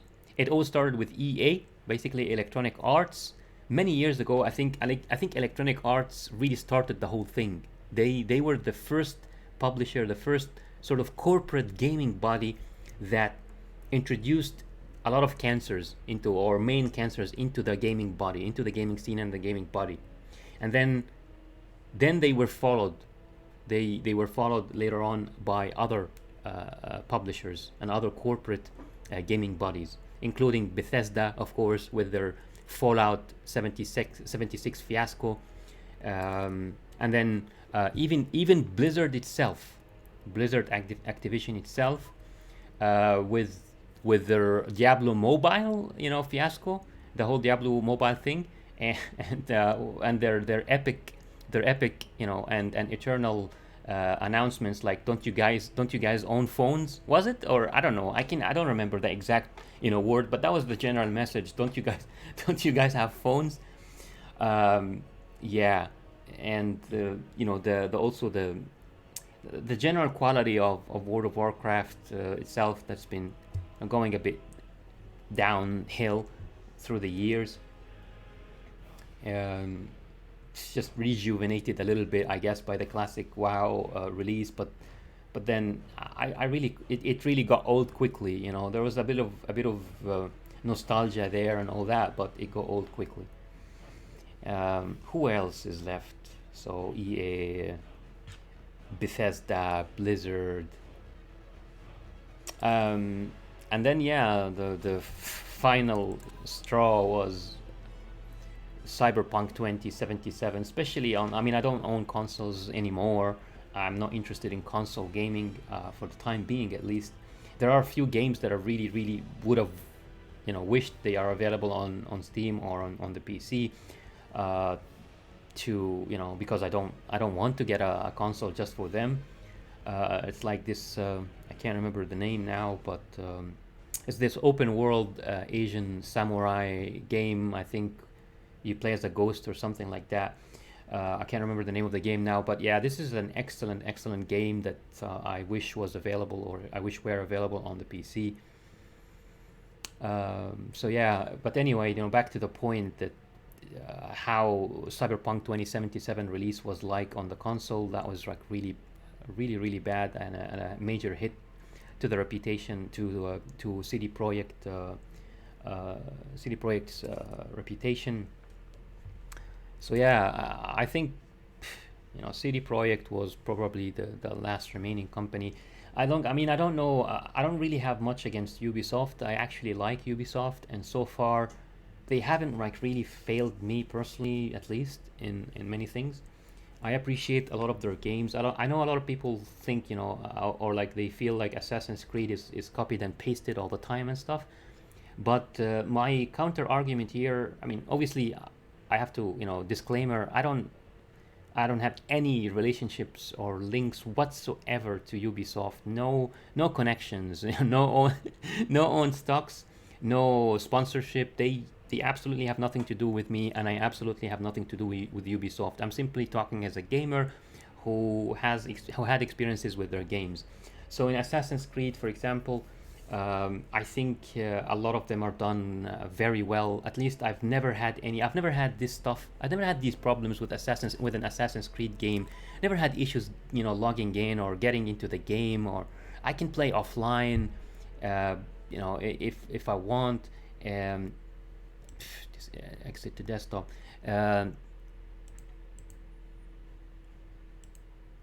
And yeah, regarding copied and pasted, I don't know. I don't think so. I mean, one argument here is that if they change a lot of the equation that makes up Assassin's Creed or defines Assassin's Creed, then this raises the question of, will it be an Assassin's Creed game anymore if they divert, if they move away from the identity of Assassin's Creed, from the actual identity, like what defines Assassin's Creed, what makes up an Assassin's Creed game. If they move away from this too much and they get so creative and so on, is the game going to be an Assassin's Creed game anymore? There is this argument. So yeah, walking in a huge world, talking to NPCs, receiving quests, even if it's go kill something or go collect something or escort this person from point A to point B. I mean, people say they are some people at least say they are bored of all this. Well, give us ideas. What people who say they are bored. What do you think would be fun? I mean, what can you add to a game? What kind of mechanic can you add to a game other than these things? Escort, VIP or important objective from point A to point B. Collect X number of items because they are needed for so and so. Kill X number of mobs because they are causing trouble, and so on. This is it's something that defines a lot of games, and I don't think it makes any game boring when they do this. It's just it's the execution of it. How are you going to execute all this? Is it boring dialogue? Is it are the fighting mechanics themselves bad so that the fighting isn't interesting or not? I mean, ultimately, you got to think about it. People play multiplayer games against other humans and stuff, and they don't really get bored. Some people have been playing Call of Duty for maybe more than 10 years or something like this. You got to ask yourself, aren't they bored from sorry, not Call of Duty. I meant to say well, Call of Duty 2, Call of Duty, yeah, more than 10 years. But what's the other game? My God, it's like weird things are leaving my memory. I'm talking about the Steam game, obviously. CSGO, Counter-Strike. So yeah, some people have been playing Counter-Strike for more than 10 years, whether it's Go or the version before it. And you could, it's the same thing. They're doing exactly the same thing. They're fighting, they're just holding guns and knives, sometimes a knife or a gun, and they're just shooting this gun at other players. And they've been doing this for more than 10 years. Aren't they bored? It's the same exact thing. Go and kill human players. Some people will say, oh, but human players are unpredictable, or they're more interesting than NPCs and so on. Yes, of course, that is true. But everything else in the game is the same. The same models, the same graphics, the same mechanics, the same weapons, or mostly the same weapons, and so on. So it's really not about changing the fundamentals that make the fundamental mechanics that make a game. It's about the execution of it. How are you going to execute all this? How are you going to produce the game? Is it boring dialogue? Of course the game is going to be boring if it's boring dialogue or cliche dialogue and so on. If the mechanics themselves, whether it's melee fighting or ranged fighting, are they boring or are they fun? For example, a game like Black Desert Online, it involves a lot of grinding. You will kill thousands upon thousands, literally thousands. I'm not exaggerating or just saying, using that word as a metaphor. Literally thousands of mobs. And I'm guessing people who have been playing the game for years, hundreds of thousands of mobs. You're just solo. Yeah, you do this solo, mostly solo. So you're just killing thousands upon thousands of mobs solo. So how can people keep doing this? It's because the mechanics themselves, the impact of it. When a striker, for example, punches and does roundhouse kicks and all that, flashy martial arts jazz. When they do this, you feel the impact. You feel that this is so fun. You feel like your character is so powerful. They just, punch these enemies meters away, and you can you feel the impact and so on. So it is the same exact thing. You have to go out there and kill 1,000 mobs, not even 10 or 15, but 1,000 of them, and even thousands later on. But it's so fun to do all this because it is designed in a good way. And it's so the graphics are amazing, the animation is amazing, and the mechanics are amazing. So it produces a fun experience, even if it's the same exact thing. You're just killing thousands upon thousands of NPCs or non-player characters and mobs. So the same thing in I think if Ubisoft moves too far away from the Ubisoft equation or the general vibe of it, the question will be there: is it an Assassin's Creed game anymore? I mean, if in order for them to stay true to that game that attracts its own community, they have to they have to stick to a certain sort of general vibe and equation here. Things that have to stay the same. But they definitely change it. They change the locations, from Egypt to what was it, Greece, to England and Scandinavia and so on. They changed the characters, a lot of the dialogue, parts of the story, and so on. And they produce it well. You don't get too many bugs. Definitely no game breaking bugs, at least. Sometimes, of course, visual issues and what have you, but no game-breaking bugs. Great graphics, optimized for the most part. It is optimized. So yeah, the Division could have been better for sure. It could have been the same way it was shown in the E3. But that's the Division 1. But at the same time, they could have done their own research about the machines, the sort of the machines that most people or most of their customers would have owned at the time, and maybe they felt like this would be too much for most of the machines, plus the consoles too. So the consoles wouldn't have been able to keep up, and most of the PCs available and the GPUs available wouldn't have been able to keep up at a good frame rate. So maybe they nerfed the graphics a little bit. But then everything got so much better in the Division 2. I think the Division 2, the graphics, the animations, the mechanics are amazing. I really don't have any complaints about the Division 2, for example, except that there are no zombies, because I like zombie games a lot, and your character is mute. They don't speak. Your protagonist, so your protagonist or your character cannot speak. So everybody's talking at you, and your character, you don't feel like you're responding. This is my only complaint, besides as I said, that there are no zombies in that amazing game. But other than this, I love the Division 2, and I like a lot of the Assassin's Creed games. Even the old ones were absolutely fascinating and groundbreaking. The very first few Assassin's Creed, especially the very first one on the console. But yeah, even the newer ones are really good. So I don't think Ubisoft, at least in the last few years, I don't think they've ever really failed me as a gamer personally too much. But the rest of the companies, man, as I said, one by one, they just not just failed me, but I think they failed a lot of the community, of the gaming community members, generally speaking. EA, of course, Bethesda, Blizzard, and what I mentioned, and finally, CD Projekt Red. I don't think I've lost any significant respect for them, to be honest. I don't defend CD Projekt Red for releasing the game so early. It should have taken a bit more time. I find the executive decision to release the game so early, like Cyberpunk 2077, very, very weird, given that it's probably the most pre-ordered game in history, at least, if not one of the top 3. I think so, at least based on what I read, some of the articles I read. Apparently Cyberpunk 2077 was the game with the highest number of pre-orders in gaming history, and if not, then maybe one of the 3 games that were most like the highest pre-orders.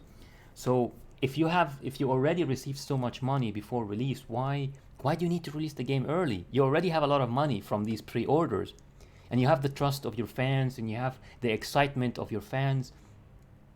And there was the COVID-19, so even if you needed to delay a lot more, even if you needed to delay the release six months, maybe even a year, yeah, I mean, people were going to be disappointed and upset a little bit, but they, that emotion will disappear in 3 months. So after you make the announcement, say, we are really sorry, but COVID-19, hit us even more, and we couldn't like really finish the game to the sort of to the polish, level of polish that we want. So we need more time to really finish an excellent or like just a classic game, scene changing game.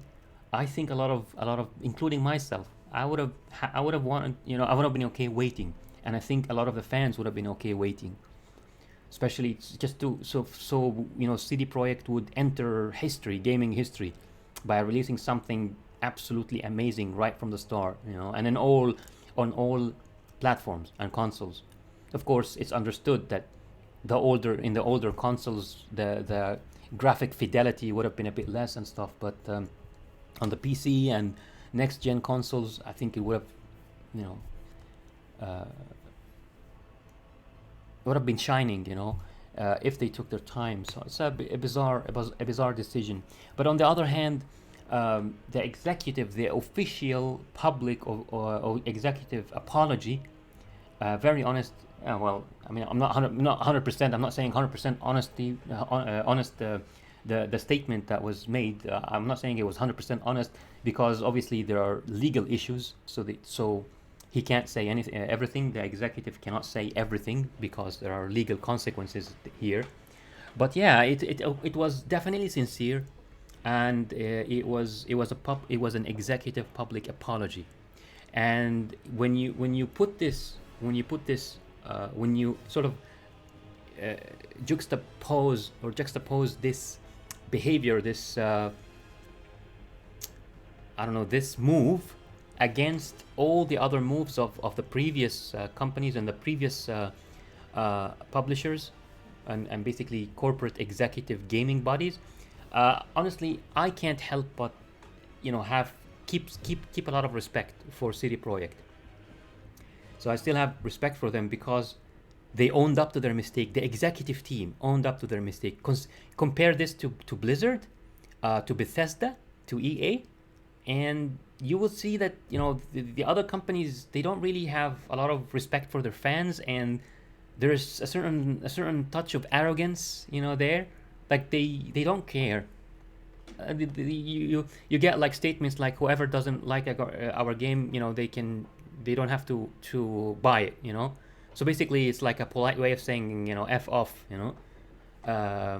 That's like Bethesda, and Blizzard, never apologized for being so disconnected from their fans in that Diablo the mobile fiasco, and for the statements made that you guys have phones and stuff like that. Nobody apologized for any of this. So yeah, the only thing you would read apologies from is not from the executives, but from Blizzard. Like if their servers in World of Warcraft don't work, in the very past, like many years ago, sometimes Blizzard would put an apology in Twitter, say, I apologize for the delay. Here's a gift, and occasionally they would, I think, send you a gift in mail, in the in-game mail or something like that. If the servers like weren't working for so long or something happened like that. But even this like kind of stopped in the last few years. As I said, no executive apologies for major problems, major issues and mistakes that the fans didn't appreciate. So yeah, put this move from CD Projekt Red's executives against what the other executives and the other publishers or corporate gaming bodies basically do. And I think, me personally at least, I mean, I don't want to say I don't want to assume anything about other people, but I would say I can't help but keep a lot of respect for CD Projekt. Even though I would have definitely wanted to see a much better Cyberpunk 2077 release. I think it's a major loss for CD Projekt. And it's one of the silliest decisions ever from that publisher. I don't understand why did you release the game at that date? You didn't need to. You didn't need money. It's not like you were going bankrupt. On the contrary, you had so many pre-orders. You had millions of pre-orders. This means multiply these millions by $60 or something like that. You had millions of pre-orders. Why do you need to release the game early? It's bizarre. It's really bizarre. Especially after the COVID-19 thing. You had an excuse. You had a good excuse to delay it. So you can release something epic that would just make gaming history, literally. That game could have made, gaming history. It could have been something that, CD Projekt would be remembered for, for tens of years, maybe for 100 years to come, in a positive way by fans, and especially hardcore fans. I mean, it's still a great game on the PC, at least. It's a great game in many ways, but as I said, it's a major lost chance for CD Projekt Red to have made gaming history in a major way by releasing it so sort of problematic and unfinished and so on, and bug ridden and so on. But the issue remains that in a way even CD Projekt has failed gamers in a way. Regained it, they regained a lot of that trust, at least for me, by the apology, by the public executive apology. But yeah, it was a bit of a failure there too. So yeah, we don't have many gaming developers, man, who still have, especially publishers, well-known ones, who still sort of keep gamers' trust. And we don't have many developers who aren't taking this games as a service cancer to the extremes. I think it's literally just CD Projekt and Ubisoft. I know some people will say that Ubisoft's games on the Ubisoft game launcher are in a way games as a service. But at least in Ubisoft's games, at least you can play offline. Like in the games that can be played offline, you can play offline. I know Ghost Recon was changed, unfortunately, to become always online, an always online experience. I think so, at least. I mean, please correct me if I'm wrong about Ghost Recon Breakpoint. I think Ghost Recon Breakpoint is always online, so it's literally a games as a service. You cannot play it offline. But if I'm inaccurate about this, please correct me. But still, Assassin's Creed games, for example, they're still playable offline. You don't need to go through this cancerous, screen here connecting to Call of Duty online services. So yeah, you're still not playing services. You're playing games with Ubisoft, at least. Same thing with CD Projekt Red. CD Projekt Red. So it's available on the GOG platform, Good Old Games, and on the Steam platform, and both platforms allow you to play offline. You don't need to be online to play these games, or to play most of the games on Steam and on GOG. You don't need to be online. You can play them offline. So yeah, we don't have too many left.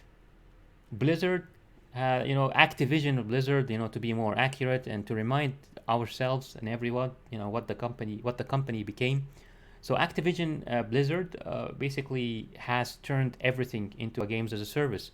World of Warcraft is, it's obvious, it's an MMO, so it must be played online. Diablo, Diablo 3, obviously, it's a games as a service. So it's not exactly a game; it's a service, because you can only play it online. There's an argument there that says, we're doing this to avoid profit loss. due to gaming piracy. But I think that's a sad excuse, a very misinformed excuse. Uh, a lot of these executives, they rely on some of the wait, is it? Oh my God, the nightmare is over. The nightmare is over. Okay, yeah, if it's over, then I will stop the stream and restart. But anyway, just to finalize what I was saying. What was it about Diablo? I mentioned that Diablo, yeah, is a games as a service rather than a game.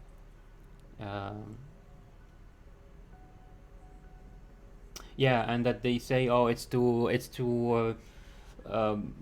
avoid profit loss due to gaming piracy. So and how do you calculate? Like, how do these people calculate? They depend on the weirdest statistics in order to calculate their losses. So what do? They go out there and see how many times, or they do research. They send the researchers out into the torrent websites and the torrent clients, and they try to calculate the total number that a pirated release was downloaded.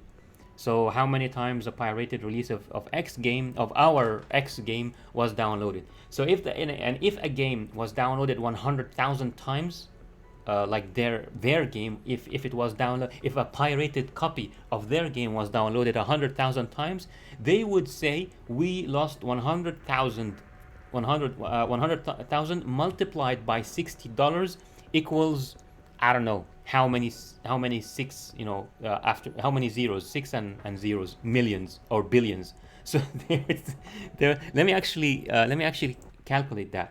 So $60 multiplied by 100,000, 6 million. So they would say we lost $6 million on that game due to gaming piracy.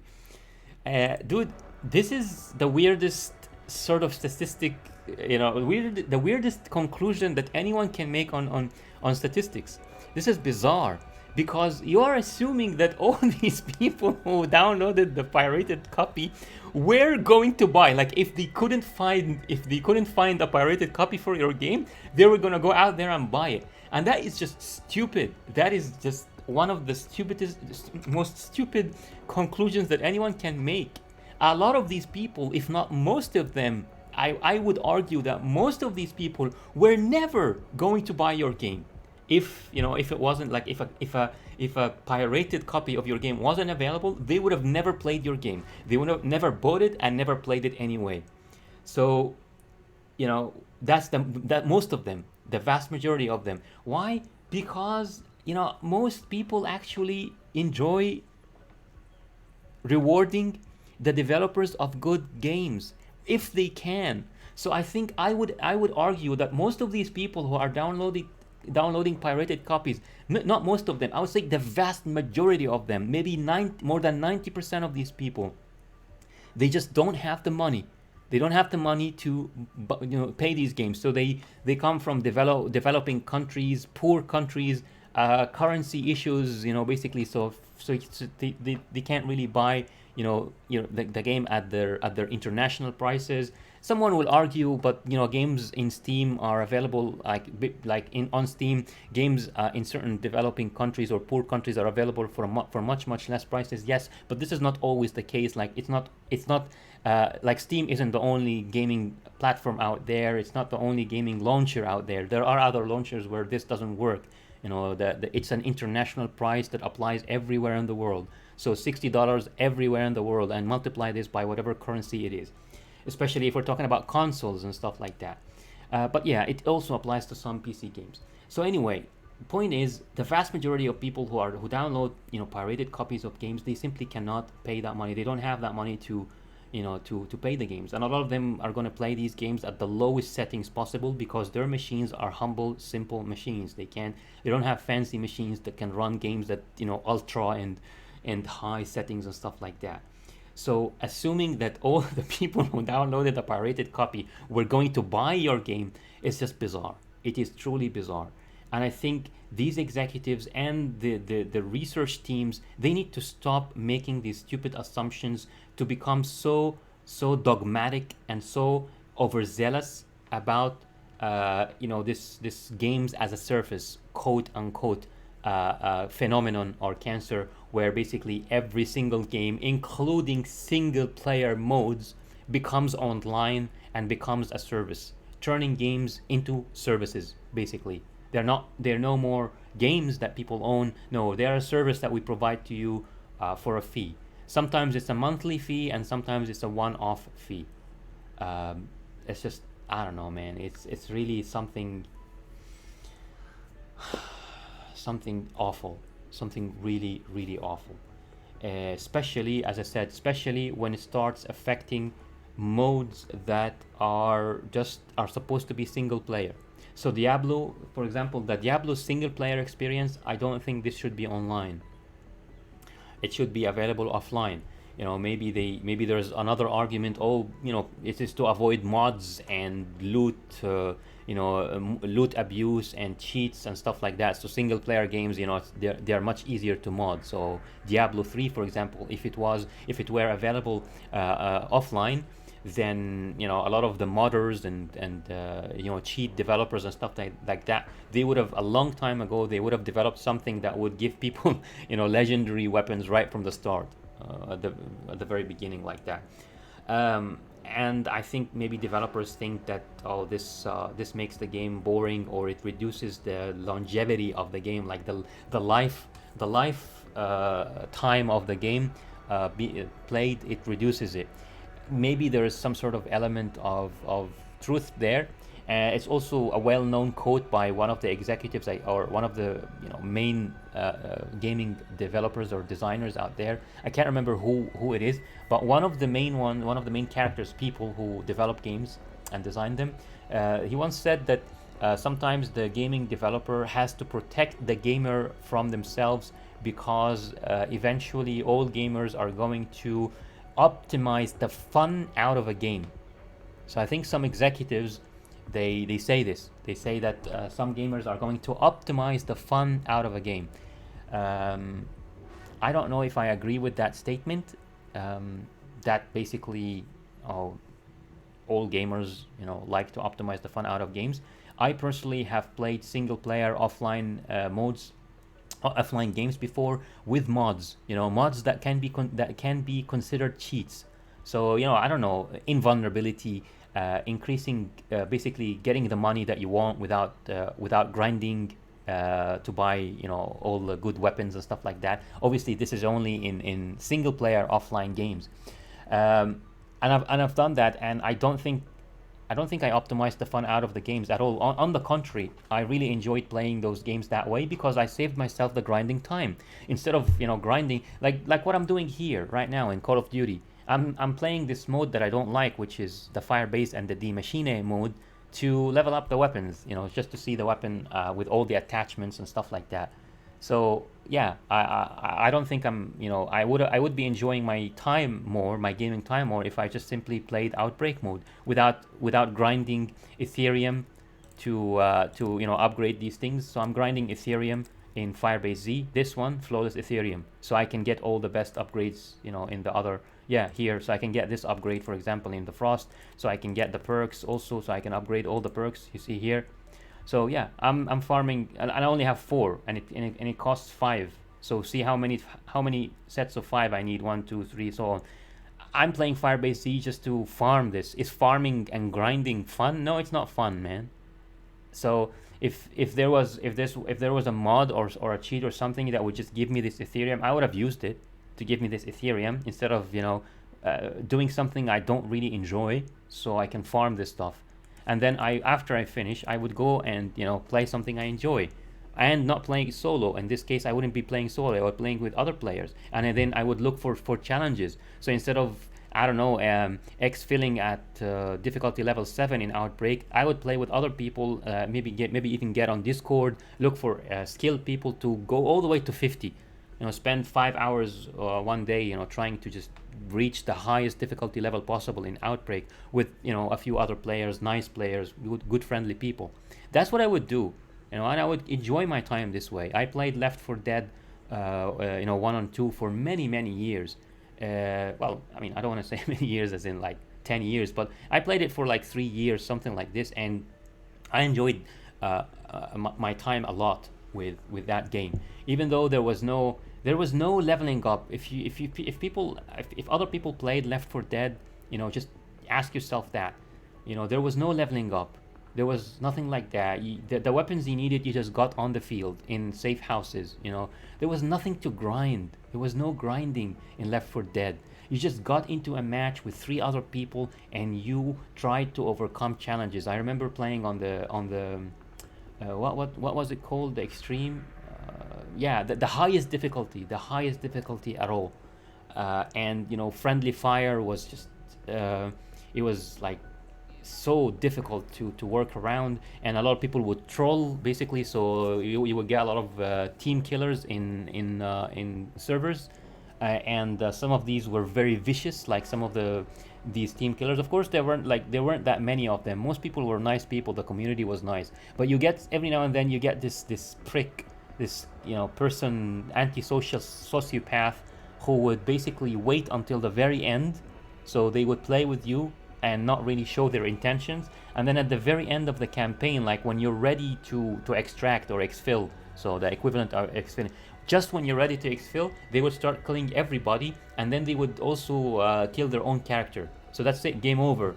So all that, if we've been playing for 30 minutes, towards that goal, to try to really, exfiltrate or like finish the map successfully, they would just spoil the fun for everybody by doing this. Kill the whole team, and then they would just throw themselves at the zombies or throw a grenade and kill their own character, and that's it. And then they would feel very, very happy about trolling and this sort of sociopathic antisocial behavior. You get these people, but yeah. Anyway, so the difficulty was very serious at the highest difficulty level, but you would still try to overcome that challenge. So that's the thing about these games. These games like Left 4 Dead, they didn't need leveling up. They didn't need grinding. They didn't need to force you to grind or to design leveling up mechanics or anything like that. The games were simply fun to play with other people for hundreds of hours, and some other gamers out there, even thousands of hours. I can't claim thousands of hours in Left 4 Dead, but hundreds of hours, yeah. I've played Left 4 Dead for hundreds of hours. And I know others who have played it for thousands of hours, and these still enjoyed themselves because of this social experience and because of the mechanics of the game itself, without grinding and without leveling up. So yeah, there are a lot of problems in the gaming scene, and one of the major problems is this games as a service cancer that's turning games into services, not games anymore, and forcing people to play. To log into your online, to your failing online servers, when they can simply play on their machine, the campaign or the solo mode, solo zombie mode, or against bots to practice. I don't understand why do you force people to get online to do these things, to have single player experiences, in a single player game that no other person will ever be able to join. Why do you force these users to be online, to have these experiences, when it's obvious that nobody can ever join them? It's just bizarre, because they chose a solo mode or they're playing the campaign or something in offline mode. Why? And why is Diablo 3 single player mode? Why is it online only? Why can't you play offline like you used to in Diablo 2 and stuff like that? As I said, part of it, there are two main reasons that these executives use. One of them is kind of to fight piracy or to resist piracy of their games, and the other reason is to kind of say, so quote unquote, to basically be the big daddy, to be the big daddy for the gamers, because gamers are children who don't know what's good for them. So they will some gamers, or maybe many gamers, will optimize the fun out of their games. So you have to be a good big daddy for those gamers that don't know what's good for them, because you know better. You're big daddy and you know better. So yeah, you have to stop them from optimizing the fun out of your game. by making it online and unmoddable. Nobody can mod it and nobody can change anything about the game. So yeah, it is a cancer. This games as a service thing is a cancer. It is limiting creativity. It is basically eradicating the mod scene. So there's no more modding. You cannot mod anything on Diablo 3. You cannot mod anything in for example, also the Division 2 is an online game. But yeah, you can't mod anything in Diablo 3. You can't mod anything in these new Call of Duty games and so on. So yeah, you're killing basically talent growing in the gaming community, because when mods become possible in games that have huge communities, this increases creativity. This develops new talent. You get new people who basically don't just become users and consumers, they also become contributors. One day these people can become your own employees in your big corporate gaming body. They can be great developers and great designers because they've been practicing for maybe more than 10 years as hobbyists, developing mods and stuff like that. And mods increase the longevity of a game. The lifetime of a game increases drastically by mods. And this is obviously in a game like Skyrim. Skyrim is fueled solely by mods. Only mods, is fueling Skyrim's lifeline so far. So all of this is basically out of the picture once games become services, and once all games become just these online abominations of a game, mutated versions of a game that are actually services and not games anymore. Yeah, I really hope that this cancer stops spreading in the gaming scene and in the gaming community, and I hope that we can get back. I hope that we can get back our games, and just do away with these services, quote unquote, and get back our games. Have them as real games, again. And when we play solo or campaigns or against bots or just simply single player experiences that can be played offline, we can play them offline without this games as a service connection wall. Yeah, I really hope so. Hey Froyo, I was as the title says, I was just I wasn't able to log into the game for a long time, and so I just went on a very, very long rant, sharing thoughts about the games as a service phenomenon and its relationship to what is happening, to what was happening basically. I just wanted to play solo, but I couldn't log into the game because I have to log into some sort of server to be able to play the campaign, to be able to play solo zombie mode, just by myself offline. I can't actually play these things offline because the whole Call of Duty program, or the game itself, is not a game. It's a service that you have to log into and stuff. So everything, the campaign, the bots in multiplayer, if I want to practice against bots, if I want to play zombie, as I said, solo zombie mode, all of this is blocked behind the login screen. So I have to log into the servers to be able to do this, and the servers couldn't cope with the amount of people logging into the game because of the free trial week, I think, and it's also the weekend tomorrow. Well, it's kind of starting today for Friday. So weekend plus free trial week equals servers failing. Servers are not able to keep up. So I started by saying, so why do you even need the servers? I don't need your servers. Why force me to log into your servers when I just want to play solo zombie mode or the campaign or against bots? I don't need to be online for these things. I don't need to log into your servers for these things. But no, it's the games as a service phenomenon kind of turns games into this sort of thing. So yeah, I kept talking about this for maybe more than an hour now, or even more. I'll have to end the stream and take a short break, calm down a bit, maybe make a drink, and then I'll restart the stream with a new title, a new normal title that doesn't have any ranting or talking in it, and that's that. Yeah, so hopefully I'll see you in a while. Thank you for those who stuck around with me and listened to my ranting, and I will see you guys hopefully in just 15 minutes or 20 minutes or something. Until then, stay safe, rational, intelligent, and question almost everything. Thank you.